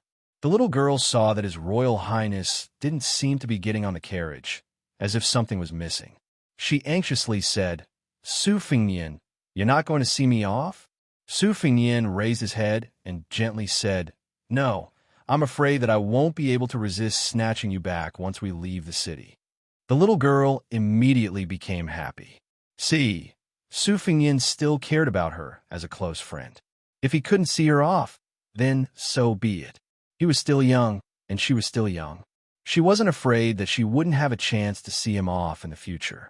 Besides, Su Fengyan said that he would come back to her home to play in 2 years at the latest. The little girl was so happy that she forgot that she hadn't told His Royal Highness where she lived or what temple it was. There were countless temples in the world. No matter how resourceful His Royal Highness was, if he didn't have a clue, how could he find it? She sat in the car and lowered her head to play with a string of red sandalwood prayer beads in her hand. 108 beads symbolized the destruction of 6 roots and 6 kinds of worries in 3 lifetimes.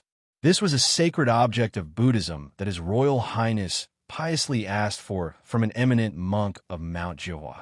The master of that eminent monk just happened to pass away at the age of 108.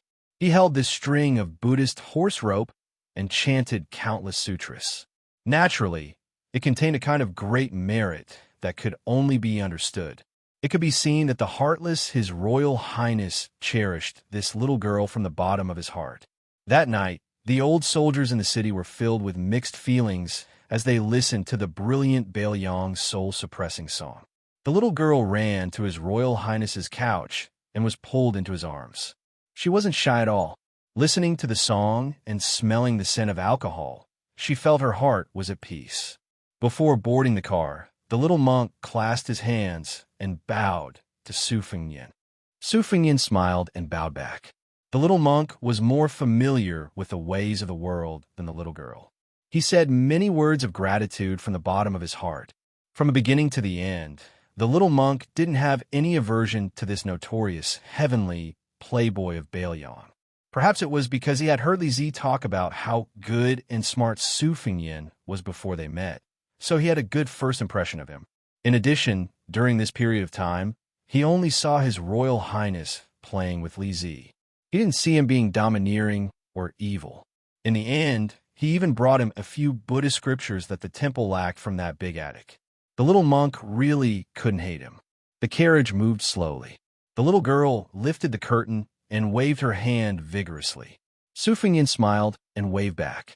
When she could no longer see Su Fengnian's slender figure, the little girl sat back down on the embroidered stool.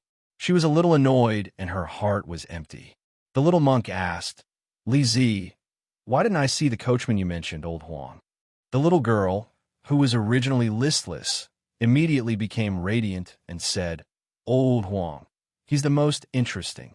When he smiles, I can see that he's missing 2 front teeth. Old Huang loves his ivory comb the most. He always hides it, afraid that Su Fengnian will sell it for money. But he's willing to let me comb his hair. Anyway, old Huang and I have a good relationship." As long as Li Zi was in a good mood, the little monk was in a good mood. Even if Li Zi was in a good mood because of old Huang or even Su Fengnian, the little monk didn't care. Stupid Nanbei. The little girl suddenly used her finger to knock the little monk's head and scolded, "Who told you to call me Li Zi?" The little monk held his head and said, "Su Fengnian always calls you that." The little girl became angry from embarrassment and said, "Are you him? Are you the same?" The little monk said timidly, "Okay, Thing."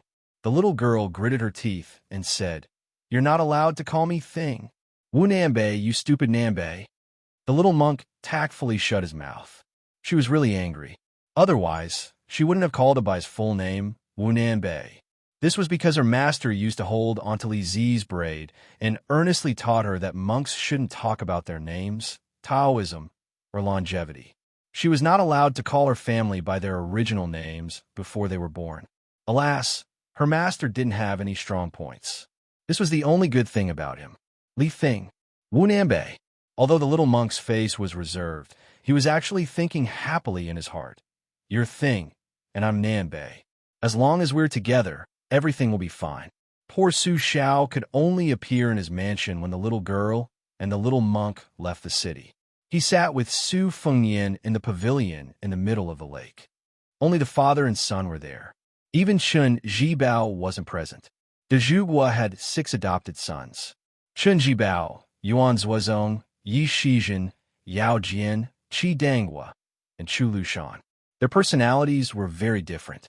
His Royal Highness also had a subtle relationship with them. Su Fengnian didn't get along with Chen Zhibao since they were young. In the past, he didn't have a good impression of Yuan Zuozong and Qi Danghua, the 2 invincible generals. In the past year, their relationship had improved so much that they even drank together a few times. As for the scholarly general Yi Shizhen, his relationship with his Royal Highness was always mediocre. However, Yao Jian, who was proficient in the green pouch technique, was always able to talk to Su Fengnian. The young heir liked to watch Yao Jian gnaw on soil and seal acupoints the most. He always found it very interesting. Needless to say, the round Lu Qiuer bowed and bent his knees as if he was Su Fengnian's biological son. No one doubted that if his Royal Highness wanted him to kill his family's wife and children, Lu Qiuer would frown. Su Xiao said proudly, "I met your second sister near the city gate. This time, she didn't scold me. Isn't your father awesome?" Su Fengnian said gloomily, "She didn't scold you because she was sulking with me. She didn't take you seriously at all." Su Xiao, the dignified de Zhuwa, was acting like a village farmer. He said shamelessly, "I don't care about that." Su Fengyin said angrily, "You don't even know how to hold your second sister back. In any case, she can spend the new year at home." Su Xiao curled his lips. "Then wouldn't I be asking to be scolded?" Su Fengyin shook his head. He had a stomach full of anger. He took a deep breath and asked, "I performed that illegal song and dance 2 days ago. Is it all right?" Su Xiao said embarrassedly, "It's fine, it's fine. How can I run into the emperor's death every time?" Su Fengyin snorted. Su Xiao could only laugh along. When Su Fengyin was 14, the late emperor died suddenly. During the period of mourning, His Royal Highness danced and sang at the Yellow Crane Tower. All of Bailiang was shocked and dumbfounded. De Zhugua, covered in dust, rushed back to the prince's mansion and was about to beat this bastard of a son. In the end, he couldn't bear to do it. He only dragged out the 200 people from the music house and beheaded them as a public display. At that time, the newly ascended emperor showed a merciful side.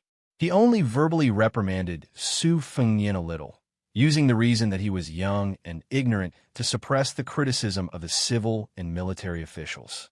Only 3 years later, he had the intention of making the naughty son of Bailiang his son-in-law. The whole world was in an uproar and couldn't understand. Su Fengyin asked, "How's my second sister's swordsmanship?" De Zhugua smiled.